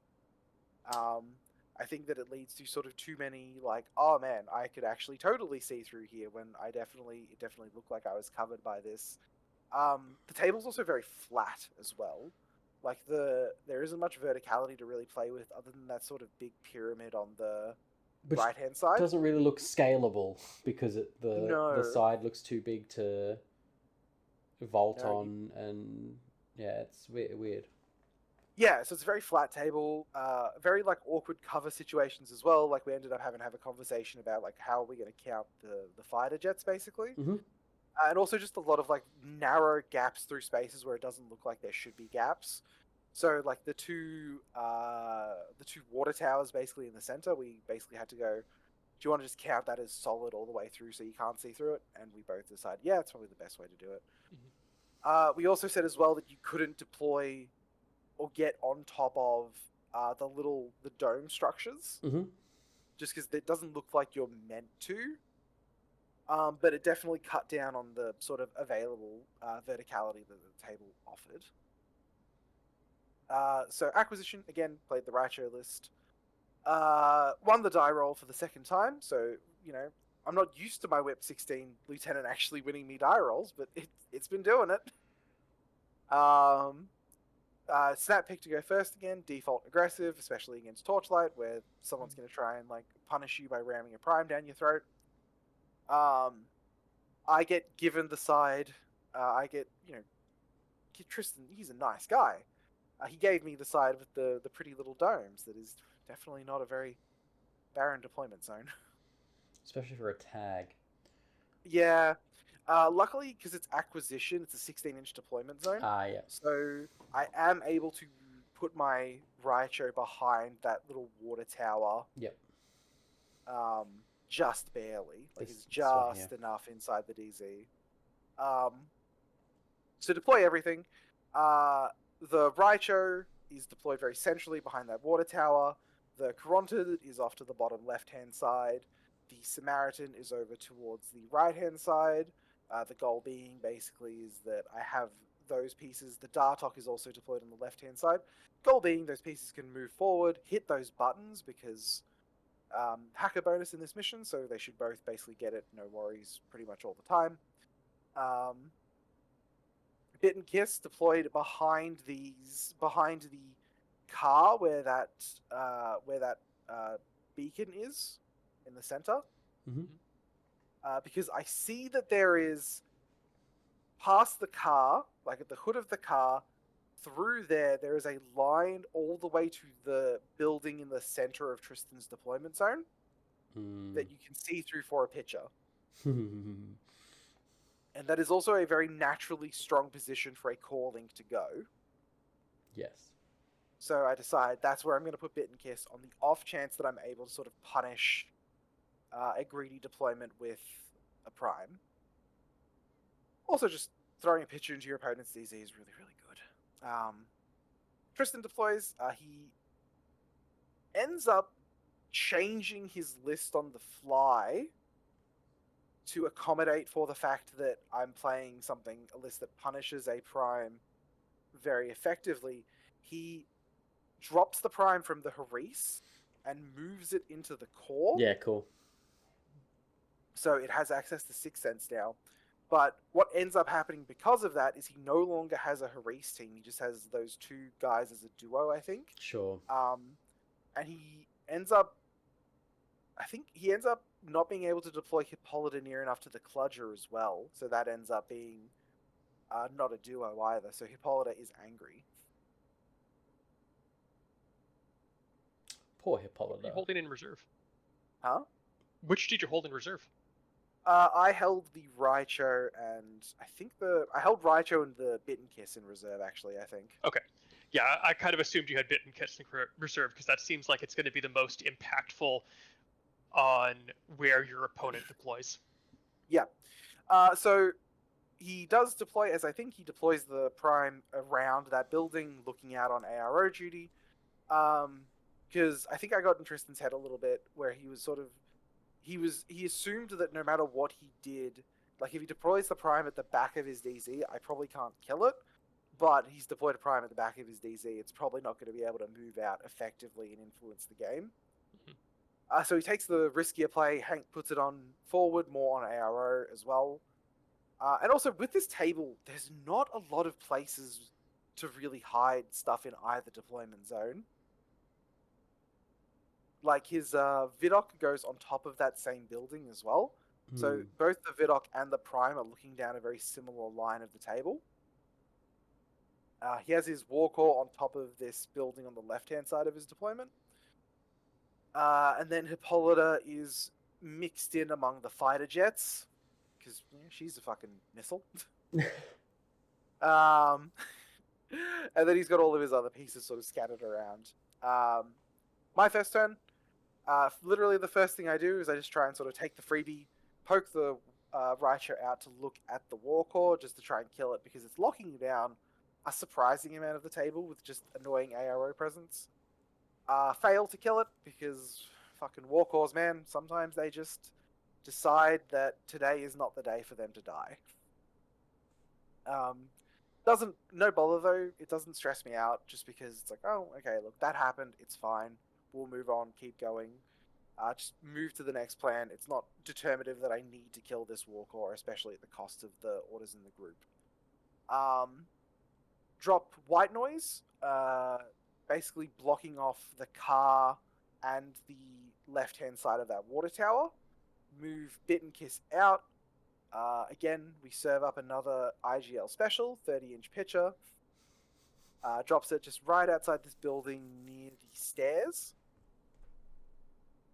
And then I look at Tristan and I'm like, hey, what's the composition of this core link? Like, what's the link lead, basically? Because I have two options. I can either just try and missile the prime, which is fine, but it's sometimes a little inefficient just because it's still a big 2-wound, 5-armor heavy infantry. And Tristan's like, oh, the leader of the link is the Ment. I'm like, oh, okay. Ooh. Yeah, that was my reaction. Like, so I spotlight the Ment on the first first try, which is really lucky. It then takes 3 missiles to hit it. Because sometimes that's just how guided works, unfortunately. But I hit it, I put it unconscious, which breaks the link. And then the Raichu gets white noise put on top of it by the Carontid, pokes out, it kills the Prime on the first order because the Prime's neg 9, essentially, +3 through the smoke, or the white noise zone. And the Raichu is on 11 still. So whatever the Prime ends up on when it's neg 6 overall. I think it's 8s, Josh? Yeah, it's BS14. Yep, so kill the Prime, which is really, really good. So I've put I know that the Prime is Tristan's lieutenant, so I'm like, oh, I'm pretty sure he's in loss of lieutenant, so that's quite good. Try to kill the Vidocq. The Vidocq just tanks like 3 saves from the Raichu. Unfortunately. And then move up with the Samaritan to push a button. My Tiger moves up as well and is just sitting on the button on the left-hand side. Pass the turn to Tristan. What I had inadvertently done, because I didn't actually know this, not only when I targeted the link leader meant I'd killed the link, I'd also killed his chain of command. So he wasn't going to be in loss of lieutenant, but then he was in loss of lieutenant because I killed the Ment. So Tristan then has to play a turn in loss of lieutenant, which just doesn't go very well, unfortunately, because I've killed the main gun out of his list. Hippolyta comes sort of screaming down the right-hand side of the map to try and do something about the Samaritan. But unfortunately, the Samaritan has, when he's moved up, he's eaten the Quasi creature who Tristan had deployed, so he's 2 wounds now instead of just the 1 wound, no wound in cap.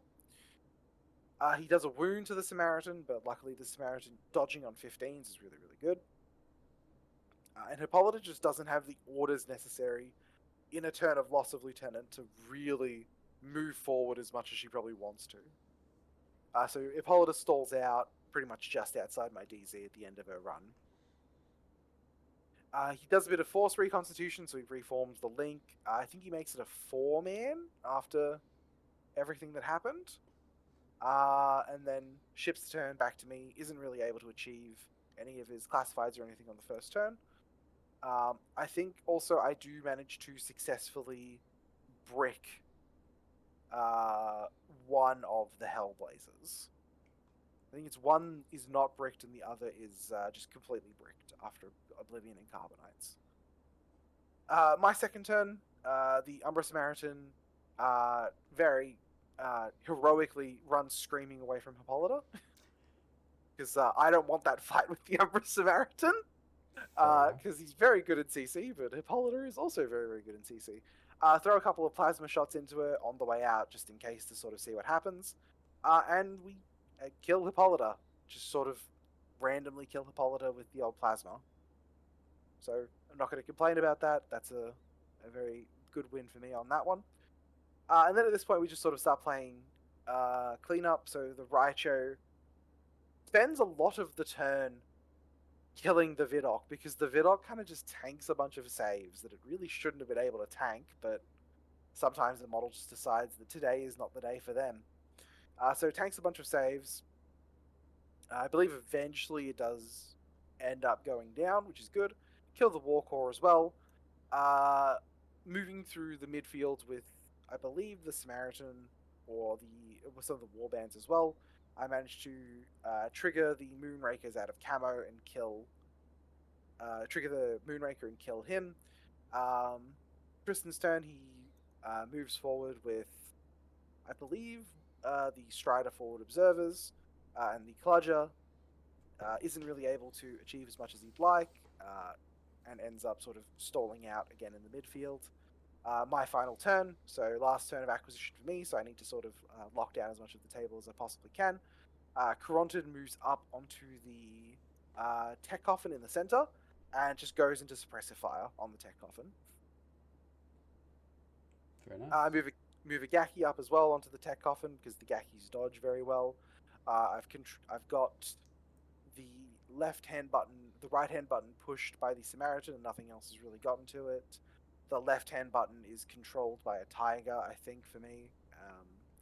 And yeah, we got the center console controlled as well. Tristan spends a chunk of his turn with I think it's the Strider, just sort of shooting away at the Caronted, but Caronted in suppressive fire with the plasma rifle is very good, and he just can't get through it. Kills the Strider eventually, and that's the game. That's the game. That's the game. What was the score? 8-0, I think, as well. Okay. So not quite a clean sweep because I didn't push the button on the left-hand side, I believe it was. Yeah, sure.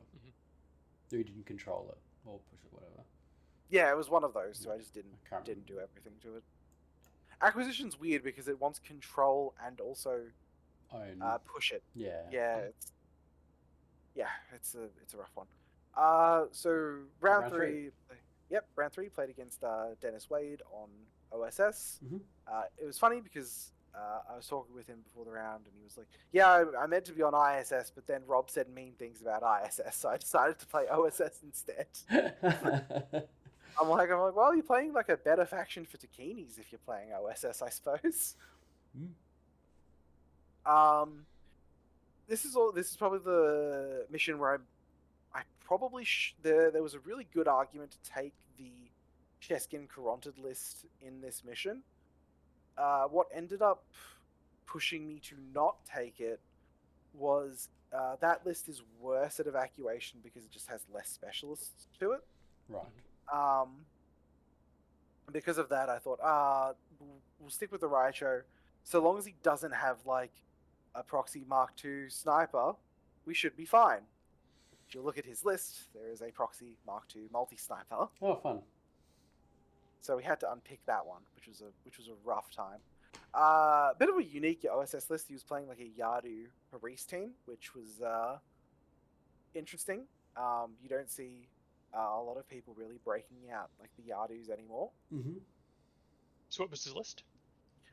So he was playing a Yadu NCO HMG Shakti hacker. You don't see Shakti pretty much ever.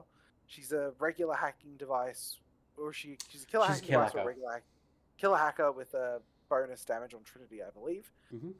David Lieutenant, and then Proxy Suite, so the Mark 1 Engineer, which is sort of what you expect as standard, with the Yudbot, the Mark 2 Multi-Sniper, and the Mark 5 Forward Observer. We actually had a funny moment in deployment where his reserve, he put down a neg6 camo marker on the table, and I'm like, oh, that's interesting, because is that like a Deus or something? Because it can't be a proxy. And he's like, what do you mean? I'm like, well, it can't be a proxy because you've deployed the other proxies. You've other proxies. And he's like, right, you hold all 3 of those in reserve, don't you? I'm like, you do. He's like, I have cheated. I'm like, it's fine. That's fine. It's completely fine. It was just a funny moment because I was talking out loud and I could sort of see it dawn on his face a little bit as he was realizing. And then 5-man Takini Link with the double paramedic, presumably because more specialists, more good in missions like evac and supplies, especially. Like, I feel like this link would be very efficient on the supplies map. And then the 2 standard combi rifle boys with a Garuda Spitfire in group 2, Shukra Chain of Command, and the 2 Dirt Darts. The table we... What? Dirt darts. Yeah, Funny. Dirt Darts. Table we played on was interesting. Us Ryan Kirby's mining table. Yeah, there was some issues. So Yeah. what we sort of found is that these guard towers in the on the side closer to the photographer, Mm-hmm. deploying something that doesn't go inside the deployment zone. So on top of the furthest most guard tower has obscene sightlines all over the table, basically. Yeah, it does. So you can probably guess where the Proxy Mark II sniper went. Mm-hmm. No matter though. So I won the role. I think it wasn't so much I won the role as he lost the role. Right. Yep. So I ended up Snap going first again. Deployed everything. It's hard to see sort of from the angle that this photo is taken from, but a lot of my force is sort of deployed along the sort of rectangular concrete slab in my deployment zone. I've got Bit and Kiss on top of the roof on the right-hand side of the map, just because that'll give them sort of the most ability to sort of just throw some pitches around without really fearing reprisal from anything not deployed specifically on top of that fucking guard tower. Sure. I have feelings about that guard tower. But from there, we ended up getting a centrally deployed Takini Link team from Dennis. Very little deployed on the sort of left-hand side, with his Yadu Haris team on the right-hand side to be able to sort of move into this little compound space. So his reserve, he drops the single proxy. We have a bit of a joke about that with each other. I look at the proxy on top of the building. I'm like, well, fuck. What the fuck am I going to do about that? I decide the best course of action, because it's locking down Bit and Kiss and I can't quite throw a pitcher to try and kill the sort of hacker Shark T. I need to try and unlock the map as much as possible. So plan A is I use my impetuous troops. So my Tiger runs forward, my Gaki runs forward, my Dadarazzi runs forward. All 3 of them trigger an ARO from the proxy. He doesn't elect to take any of them. I don't know why he wouldn't. I think he should have. But we fail the discover roll 3 times. Oh well, that happens. So we go with plan B, which is sort of just walk the Raicho out to look at it. He takes the bait on that one. And then it takes 3 orders, I think, of indeterminate gunfighting before I eventually slip 1 save through onto the proxy. And thankfully those things are like armor 1, so it blows up. Yes.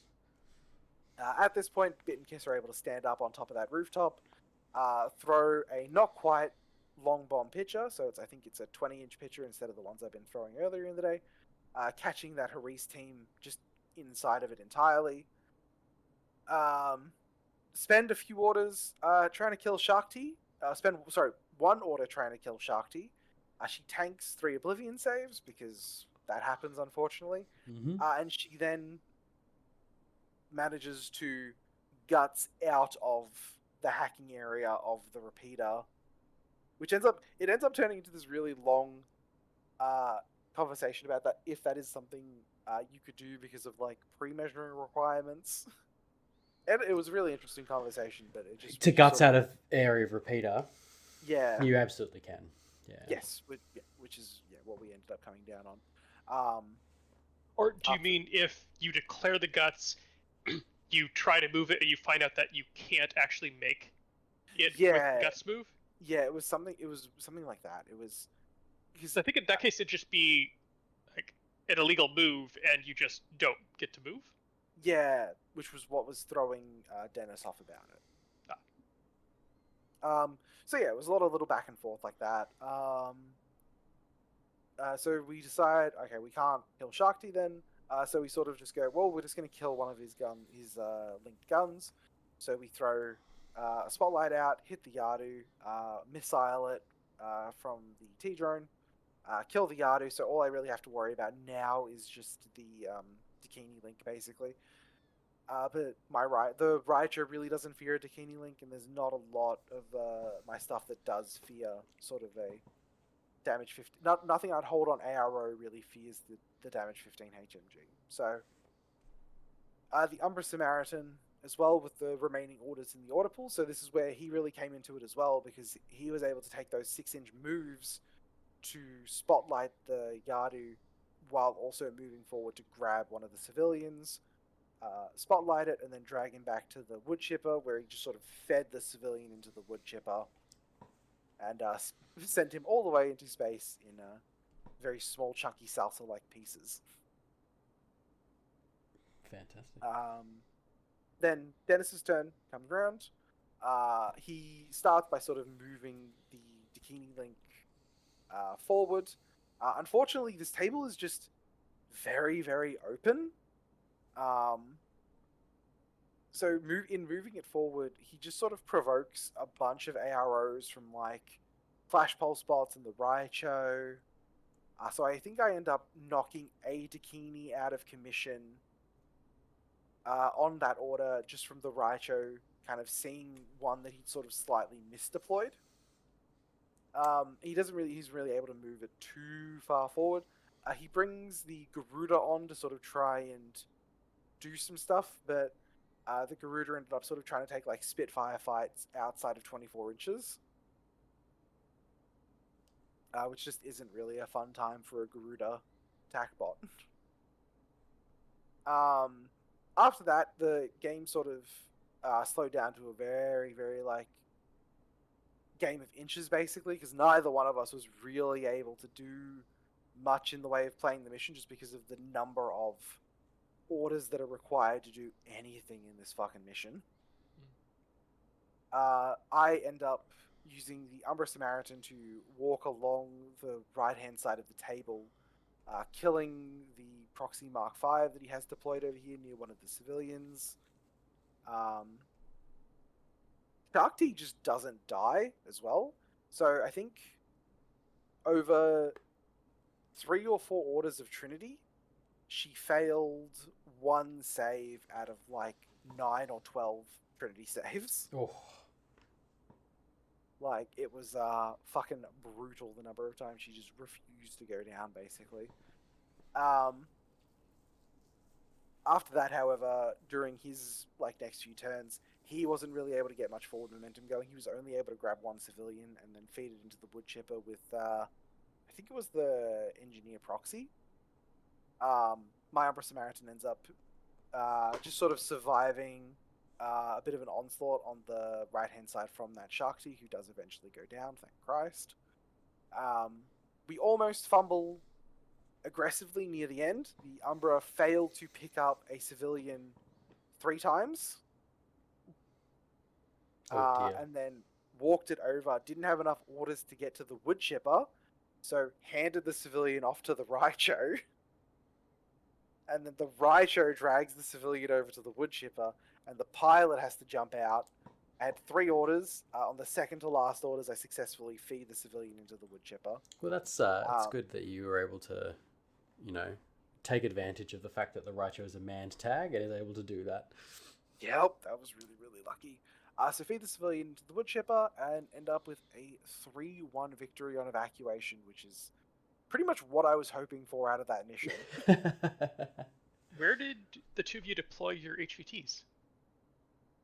So I had, I think I had a HVT on the one on the left-hand side, one deployed centrally, and then one all the way on the right-hand side, and Dennis had his very similarly placed. You only place 2 HVTs in. Oh, evac. sorry. So sorry. It would have been one deployed on the left-hand side, and then one deployed centrally. Then. Okay. Yeah. Okay. Sorry, I was getting confused with the old rescue. Yes, which was 4. All right. Evening 1. Oh, day 1 is complete. Well, games of day 1 are complete. Yeah. Now it's the So- drinking commitments. Yeah, so get together with groups, get some reservations at a restaurant and or a pub, go out, commiserate all your losses, or in Jordan's case, celebrate your wins. And socialize, do the thing Yeah. that you came to the 2-day tournament to do, which is we don't all jump into hobby as an exercise just to play games. It's definitely a social thing, so it's time to be social. And then Well, get some yeah. sleep. Socialize until the hipster guitarist starts belting out his rendition of Hero Foo Fighters. Yes, And well, then we all leave the pub very quickly. yes, we do. Yes.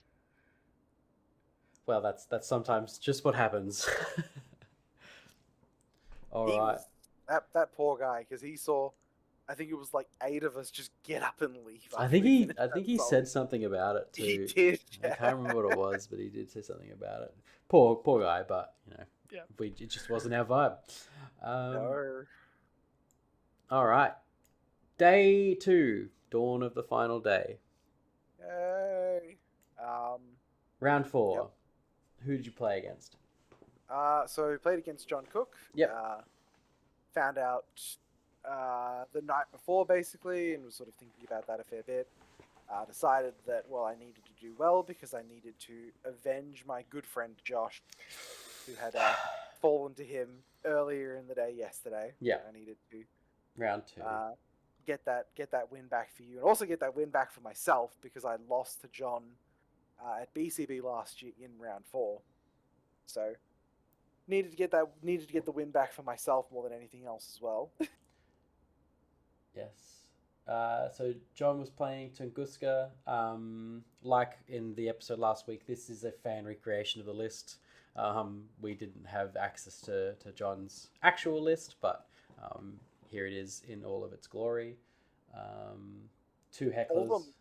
Yeah, I think all the models are definitely correct. Yeah, it's just the groups that are The not groups, yeah. are probably not right. 2 hecklers, 1 killer hacker device, 1 jammer fast panda, a clockmaker with a Zondbot, a puppet master hacker, a 4-person Securitate link with a Securitate paramedic, a rounder red fury, an interventor hacker lieutenant, an interventor killer hacker, and 2 flash pulse transductor zons, which makes I don't know the orders of the group, so we'll leave that out. And group 2, well, what the other rest of it was a Vertigo Zond, the guided missile launcher, a baggage bot, deactivator repeater, just order monkey, Dan McConnelly, a Zelen Krieger with the Pulsar and heavy pistol +1 burst, and a Salamander HRMC. Yep. So looking into this list, there's the Salamander essentially discludes any chance that I'm going to take the Sheskin Cronted list because I need to kill that Salamander. That's the main gun in the list. That's the main thing I need to be worried about. Have to kill that. So we're locking in the Cronted Raicho for the 4th time. Table was interesting. We sort of rocked up to it. The antenna on top of that central building had been destroyed. I think Yep. Sort of That was the day before by Nick. Yep. yeah, in pieces on top of the building. Kev walked over and he's like, "Guys, what happened?" And we were like, "We don't know." And he's like, "Well, you gonna fix it?" And we're like, "I don't know, like maybe." He's like, "No, you gotta fix it. It's gotta look good for the pictures." So Kev The current state was the result of us trying to fix it. yeah, so Kev very like Infinity Parent was like, "No, we gotta fix this. We're gonna make it look good again." So we spent a couple of minutes fixing up the antenna. Rolled lieutenant roll. I lost. John elected to choose deployment and sides. I, in my head, breathed a sigh of relief. Because Because then you can go first. then I can absolutely go, I'm going to go first. Because if there was a concern this game, especially, it was just Tunguska doing a guided missile attack on turn 1 and sort of taking out key pieces of the list. Mm-hmm. Thankfully, that didn't happen, and I think I talked to John afterwards, and he was like, "Yeah, I was sort of trying to bait you into choosing to go second and trying to get like all of it for myself." And I'm like, "There was no universe I was ever going to choose to go second." Yes. But what that does mean for John is that he gets to see 90% of my deployment, and then respond accordingly. In his case, that meant he null deployed almost entirely. So I think it's hard because this table's very similar on both sides. I believe that John elected to choose the side closer to the photographer, and I was given the other side. Yeah. The way I deployed was on. Sorry, I'm just like working through the sides in my head again. Yep. That's So on okay. the Just left rough is hand, fine. on the left hand side, I had the Caronted and the Raichu deployed sort of near each other. Bit and Kiss deployed centrally, so they could sort of move forward, throw a pitcher wherever they sort of really needed to. And then the Umbra Samaritan was deployed on the right hand side, because that right hand side has that really nice bridge that goes just all the way across the center of the table. And even if he has to go prone, it's still like a 3 plus what is it? 2-inch dodge, so 5 inches of movement prone across that bridge. Mm-hmm. So he's able to move very effectively across the table, like vis-a-vis that bridge.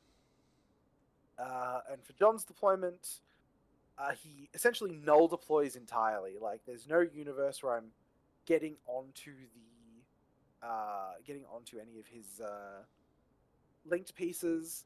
The only things he really hangs out or doesn't hide away is on the right-hand side. He has Den McConnelly deployed near his deployment zone edge. And he has on the left-hand side his Salamander. And I look at it, I notice it doesn't look like the Salamander has a really easy sort of guts into cover position. So I look at those two pieces and I'm like, all right, our plan is we're going to try and kill Den McConnelly and we're going to try and kill the Salamander on turn 1.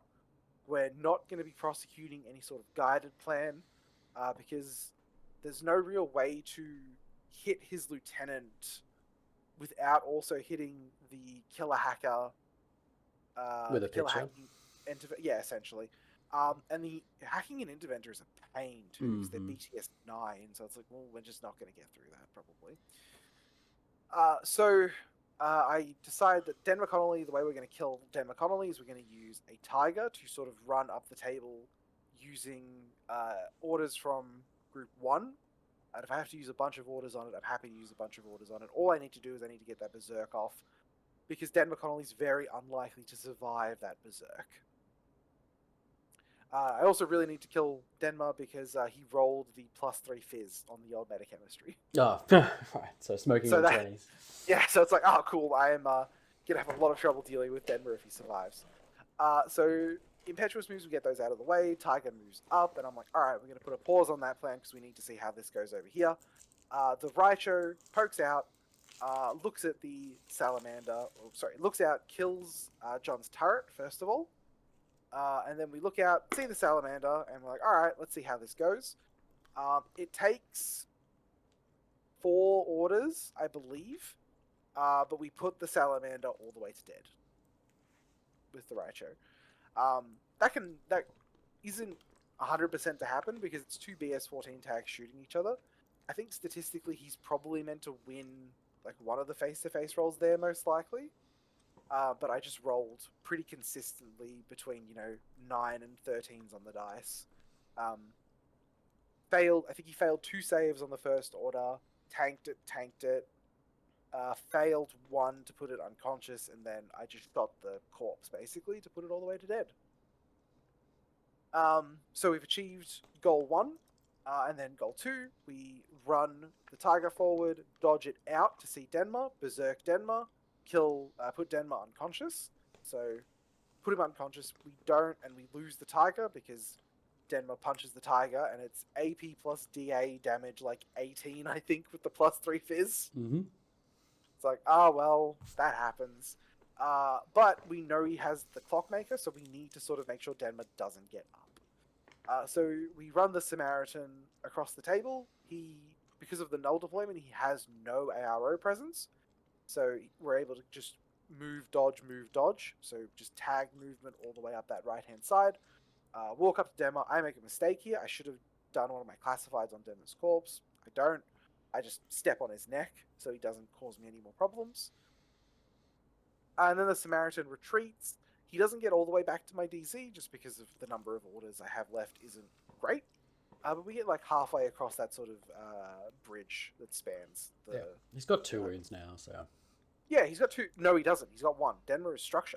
Oh, damn, it is structure. Yeah. Yep.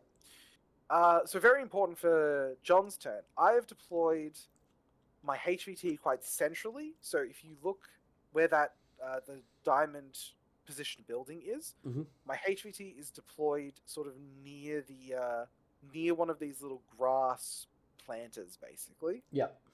With a Liberto ahead of it around this rectangular grass planter, and his mine watching the HVT.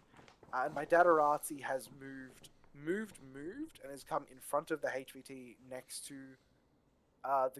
one of these 2 greenhouses. I can't quite remember which direction it was, though. This will be very important for John's turn. So I shift the turn to John. John decides he needs to potentially try and deal with the Umbra Samaritan because the Samaritan's going to become a problem. So he sends the Flash Pulse bot forward to try and make a little hero play. Walks up to the Umbra. The Umbra dodges out of zone of control of the Flash Pulse bot because 4-inch dodge is very, very long. Tries to dodge again, fails. The Interventor tries to hack it once. Does a wound to it, but I can then move out of the hacking area as guts. He moves forward again, but this time he triggers arrows from a bunch of different pieces. So it's an Oblivion from the Samaritan. It's a pistol, I think, from the Dadarazzi. And the Liberto decides to decamo as well and just sort of take a pot shot with a light shotgun. I don't remember which one it is that actually gets through, but we do knock the Flash Pulse bot unconscious, so he isn't able to sort of prosecute that plan, which is really good for me. Nice. John decides at this point, his last really forward-pushing attack piece is like the Zellenkrieger. So the Zellenkrieger has moved up the left-hand side of the table. He isn't really able to do a lot. He sort of, he's musing to himself. He sort of talks about trying to like suicide into the Raicho, and I'm like, well, I mean, I'm perfectly happy for you to try that, but I don't think it's really going to go the way you want it to. So what he ends up deciding to do is he's like, I need to do classifieds. Classifieds are how I'm going to sort of get my way back into this game. I'm like, okay, cool. So his 4-man link team starts moving forward towards the center of the table to start doing, I presume, a number of HVT classifieds that he's picked up. So he moves towards the center of the table. He has to sort of get a little finicky to avoid the Libertos' mine. He kills my turret. It takes a couple of orders, which is all you really want out of that stupid little F-13 turret, is for it to sort of just take a couple of orders to put down. Because he's shooting it with a Red Fury. Like, your armor 5 in cover, like, that Red Fury isn't hideously efficient at putting that turret out of commission. But what ends up happening is he moves forward to get near the HVT, and it triggers a bunch of zone of control dodges. So my Libertos fails his dodge. My Dadarazzi, however, doesn't. So my Dadarazzi dodges out, and my Dadarazzi is now looking at all 4 members of John's link team. John activates with his next order, and he's like, I need to do this classified, we'll just kill the Dadarazzi, it's fine. I'm like, okay. He's like, moves forward, he's like, alright, what do you want to do? I'm like, I just pull out my big template, I just put it down. He's like, they have chain rifles, don't they? And I'm like, yes, they do. And I'm like, he's like, I completely forgot about that. I'm like, alright, look, it's fine. Like, I'm more than happy for you to sort of roll that order back just because you forgot about it. But I am starting that I am at the end point of the previous order, staring at your Link team. And he's like, yeah, it's fine. Like I've made a mistake here. It's fine. I'm just gonna shoot the Dadarazzi and we'll hopefully survive a chain rifle hit. So lay the chain rifle on top of his team. The Dadarazzi fucking melts underneath the Red Fury. Rounder. Yeah. Yeah, underneath the Rounder. The Rounder just turns the Dadarazzi into a pile of fucking ash on the ground because the Rounder is very good at killing a Dadarazzi. But so hit all 4 of them, and I point. I'm like, all right, roll for the Rounder. The Rounder fails. Roll for the Interventor Hacker. The Interventor Hacker fails. Roll for the Securitate Paramedic. Fails. Oh no. Roll for the Killer Hacker. Succeeds. Okay. Something at least. Yes, something at least. But at this point, I'm like, all right, this is really, really good for me. Like, this has sort of swung the game very definitively in my favor at this point, I think. Yes. He tries to do a HVT classified, fails twice because of the neg 3 whip that he has on it, because he's not looking at the HVT. And sort of just ends the turn at that point because he's kind of run out of orders at this point. So for my turn, it's time for me to sort of just do a bunch of classifieds and sort of start moving stuff forward to be dominating zones. So the Gaki comes forward and berserks the Interventor. So plan here is to either just kill it outright or lock it in CC so it can't hack. It survives, and so does the Gaki, weirdly. So they're just locked in CC now. So what that does mean, however, is that my Umbra Samaritan is free to sort of jump down from where he's hiding over here, walk around, and start kind of just stepping on some necks to gain some wounds. He does like 2 classifieds, I think, off all the corpses. My Paul the Birdos gets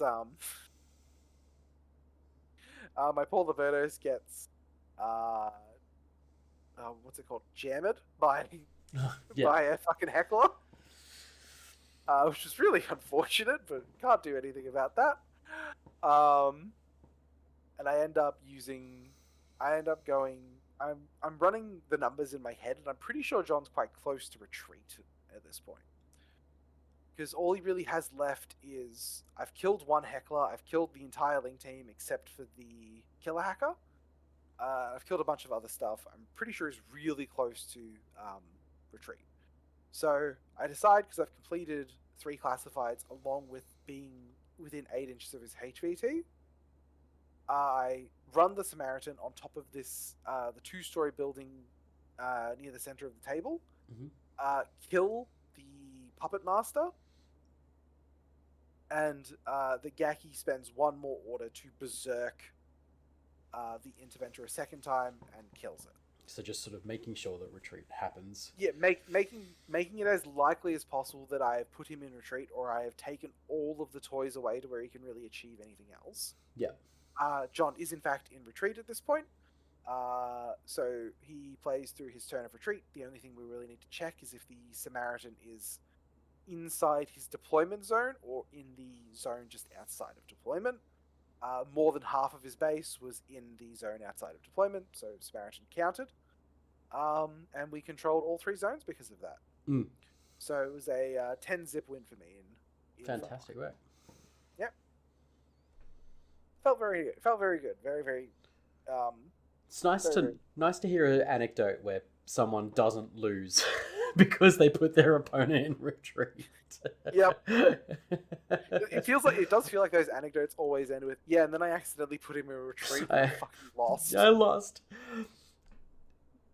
Poor Dion. Poor Dion. I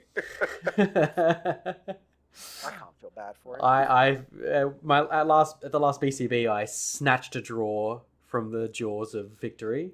Against Stefan. by putting Stefan in retreat in our JSA mirror match, and my Kisotsu HMG just went brrrap and put everything down. Yeah. Because apparently you can do that. Felt really good at this point because I've never been 4-0 at a tournament before. I've either been 3-1 or 3 and a draw. My other record. So really the stress of the day is just sort of gone at this point. I go into round 5 feeling like I'm super chill about whatever ends up happening, Mm. basically. Like, I don't feel like I've got much to worry about. All right.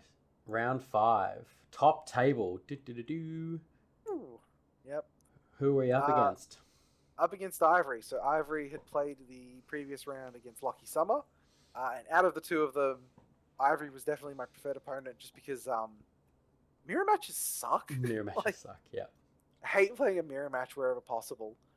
So I was pretty happy when it turns out Ivory's Asura is just a CC specialist, apparently, and beat a Burst 2 in CC Caliban to kill it. Yes. Things Asuras that are aren't good. meant to happen. Things that are not meant to happen for $20, please. Yes. So we roll up to the table, Hang on a make second. jokes. So Ivory is on. OSS. Yep. And what's Ivory's list? Playing a bit of a funky list, actually. I knew most of it because I'd been chatting to them pretty frequently about the list for Border Bash. Sure. So we both knew pretty much what the other was going to play before we rocked up. They had funnily turned to me and been like, "Gentlemen's out of our hacking lists," and I'm like, "No, fuck off. Absolutely not." So it was a Asura lieutenant, the one of the best lieutenants just in the game, flat out. And then their sort of special, a Haris team of a Takini, Danavis, Daewon, Mm-hmm. and then their sort of special Dakini link, because they don't like taking 13-point Dakinis. So a impure 5-man of a Dakini, Danavis, Darwon, and 2 CSUs, and then a Flash Pulse bot. And then Group 2 is essentially 1 disposable attack piece, and then all of their like support wear pieces, basically. Sure. Ugh. So we're playing on Kev's compound table. I wonder what the reason for the Simic FTO is, unless you.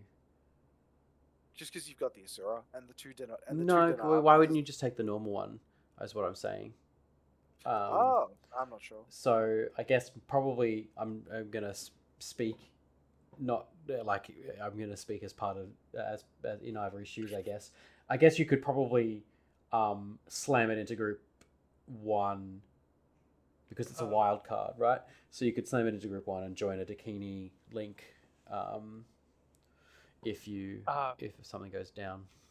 I think it's probably a simpler answer. It's just he had the points. He had the point, and it gives it a flash pulse. It gives it a flash pulse. It does. How fun. Yeah. Oh yeah. So if he had a bonus point, he gets a free flash pulse on the missile bot. Yeah, fair enough. There you go.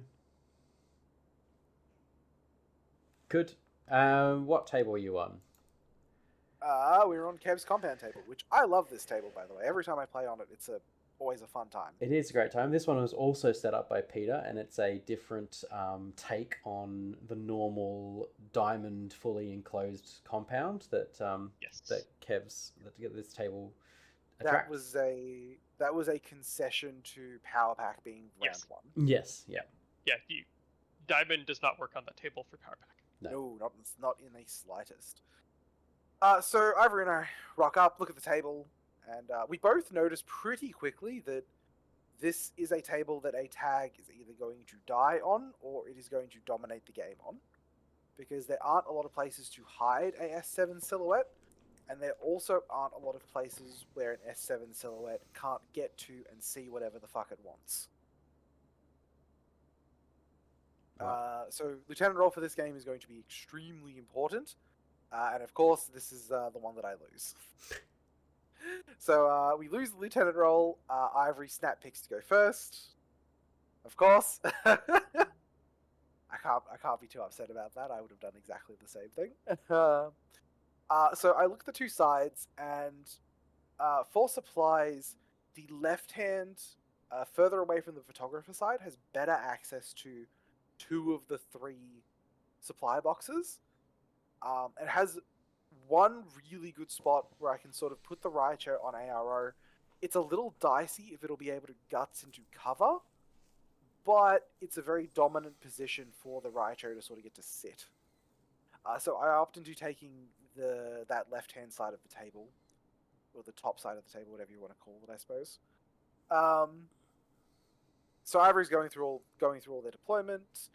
Deployment takes a while because they keep sort of putting a piece down and going, "Hey, where can a S7 silhouette see this from?" And I'm like, "Here, here, here, here, and here, and here, and here." And they're like, "Fuck." So I think that sort of cements in their mind that the Raicho sort of has to die, pretty much no matter what. Otherwise, it will take over the table for the most part. So they finish their deployment. What ends up being is their Dakini HMG team is deployed quite centrally on top of, I believe, this building in the middle of their deployment zone, and maybe a bit off to the right as well.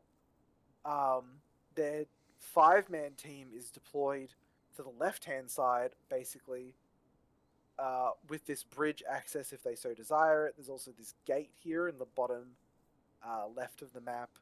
But what they do is, with their deployment, their sniper is on top of this building on the left-hand side. One of their link team members is on the so the sort of T-shaped two buildings here. On the right-hand side of the T, they have one of their link team members. This was just a deployment mistake from them. They put it down. They didn't quite look at where some of the angles were. So from that building in the back corner, there is a line where I see through the main gate, and I just get to shoot that link team member as soon as the link activates. Right. So they just missed that that line exists, basically, where the Raicho is likely to be deployed. Because the Raicho is going to 100% be my reserve anyway, so happens, unfortunately. And then the Asura is sort of deployed centrally in the back of the table, because it's probably not going to do a whole lot on turn 1. Mm-hmm. So I do all my deployment. We deploy the Samaritan on the left-hand side of the map as forward as possible. The Caronted is deployed centrally. The Dartok is deployed kind of further back slightly. Bit and Kiss are deployed on this on the staircase of this building in the back left of my deployment. Yeah, and the Raicho does end up going in that sort of poking out spot where it's got these like long sight lines where I'm potentially outside of 32 in some spots, but it's a very dominant position for the Raicho to sort of just plug away explosive shots. Mm. Their turn starts. They begin a attack run with their motorized bounty hunter. It kills a flash pulse bot, but it is stopped by the Raicho when it rounds a corner and the Raicho blows its head off. Thankful for that, because if that hadn't have happened, then it likely would have been able to kill a couple of other pieces in my deployment zone. So, pretty happy with that. From this point, they're like, all right, well, they essentially have two options. They can either choose to ignore the Raicho, try and play the mission. They can ignore the Raicho and try and put my Caronted out of commission, because they have pitches. They get to choose where their sort of turn goes, basically. Or they can elect to kill the Raicho. So they've either got, ignore the Raicho, play the mission, kill the Caronted, or brick it, or play the mission. They make, I think, what is the correct decision of kill the Raicho. So they activate this link. We get our free kill on I think it was a CSU that was deployed on the other side of this T, so that dies. The multi-sniper does a full order jump to get off this building to sort of try and find the longest sightline possible. Moves forward, takes a fight out of cover. Nothing happens. It's inconclusive. Gets into cover. They forget to put marksmanship on it at first, so they have to spend an order moving back to get marksmanship on it and then moving forward again. Gets to this gate here on the left-hand side to start fighting the Raicho.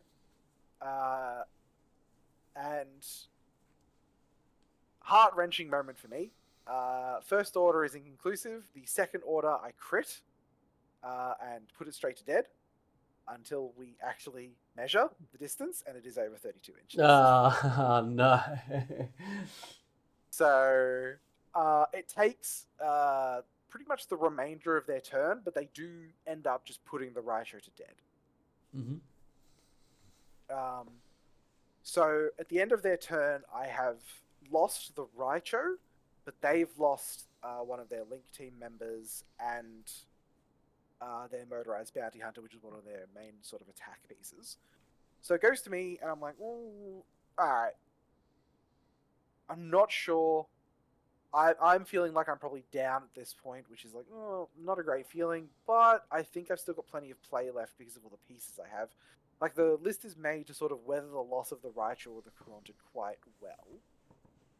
I decide that we need to put the multi-sniper out of commission entirely. I can't sort of let it do what it wants to do on the table.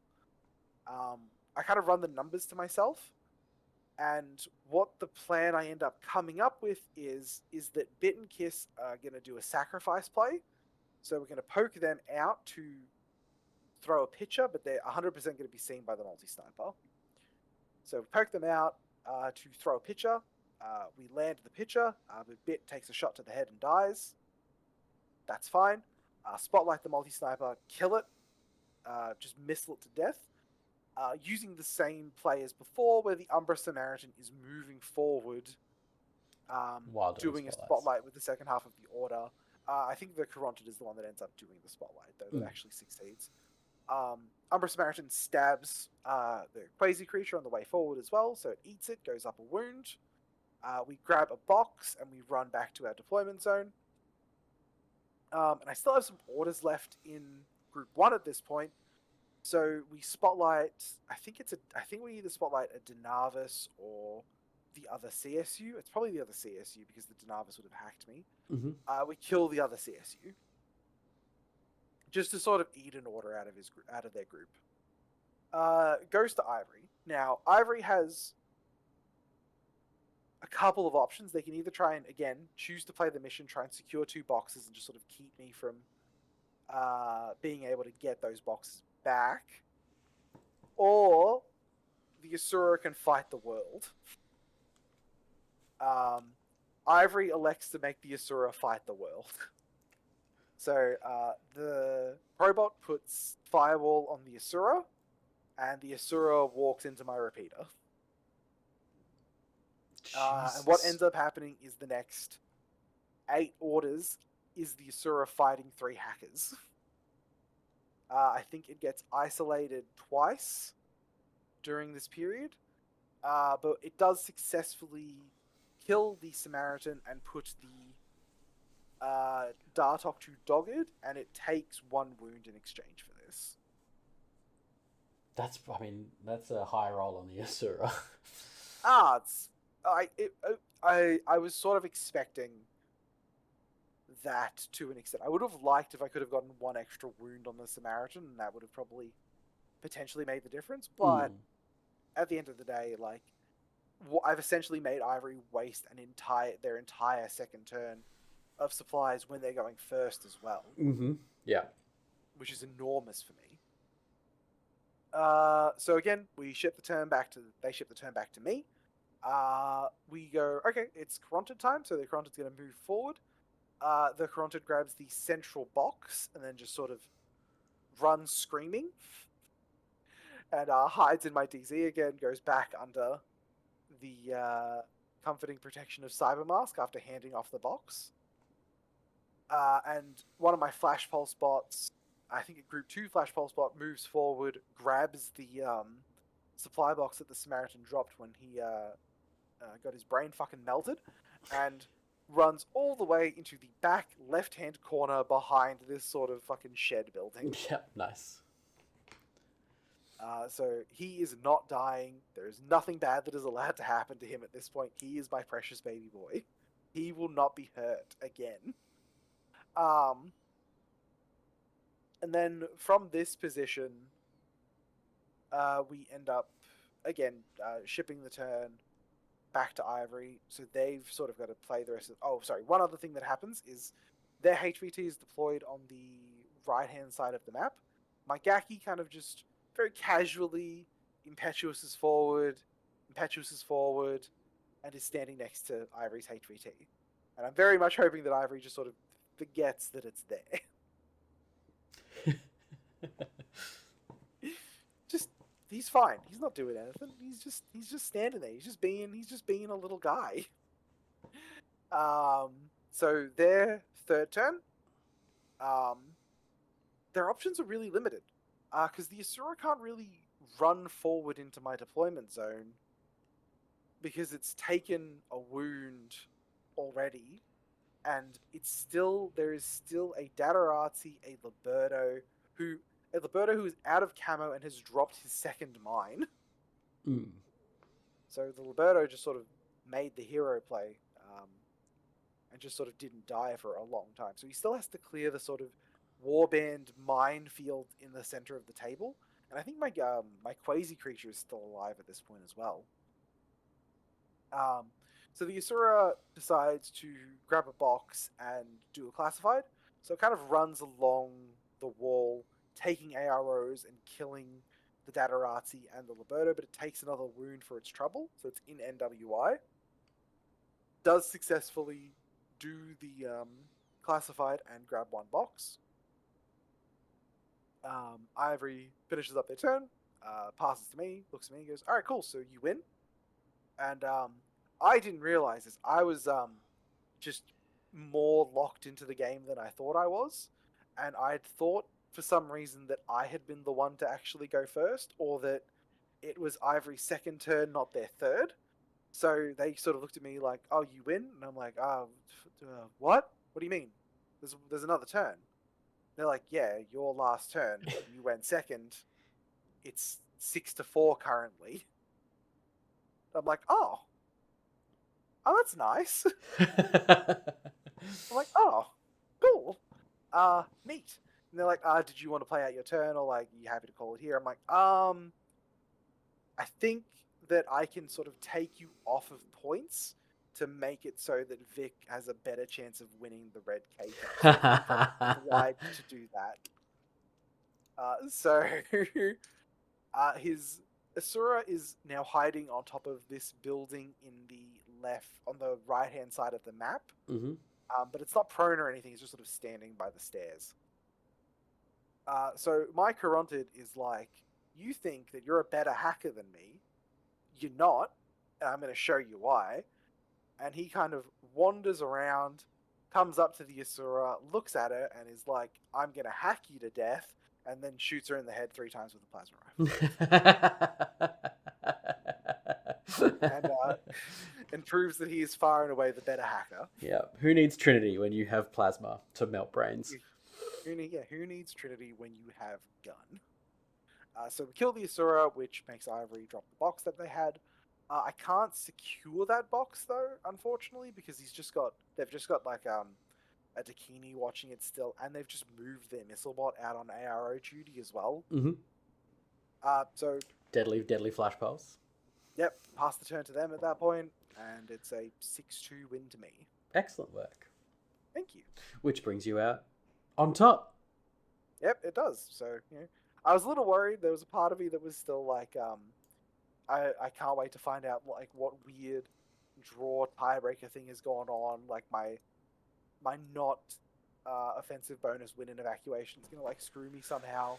But no, like I ended up just being on top, and I was like, "Oh, that's nice." And you can thank the metrics discussed in the last video where we found out that there was 4 major wins in round 3. Yeah, no, fucking evacuation was placed fucking perfectly to where it just sort of absolutely cleaved everyone's scores into the fucking dust. Yeah, it's very interesting. All right, end of day 2. We survived. Yeah. Now fucking clean up. Yeah. It was really funny. We were all like cleaning up, and we packed up every single table except I think it was Sam. Fucking Sam was still playing his round like 30 minutes after everything else was cleaned up. No. It was just like I think it was like 20 people just standing around this table watching them fucking play this last turn out. And I have never seen an Infinity table pulled apart so quickly after that game finished. We have a little tradition here in Australia. I don't know if this is replicated around the world. I assume it probably is. We don't start any prize ceremonies until the entire um, venue is packed up. All the tables are done. We're ready to bump out as soon as we finish that prize ceremony. It just sort of keeps everyone on task, makes sure that everyone's available to sort of help out, and it just means that people who own the tables aren't left to just clean up themselves, because tables is something that we pride ourselves on in Victoria, at least, and the people who bring those tables bring lots of them. So Hugh had two, Peter and Luke had like 3 or 4. Kevin brings 3 tables, so it would be a big ask to just leave them for people. So we don't start any prize ceremonies until afterwards. So we help with the cleanup.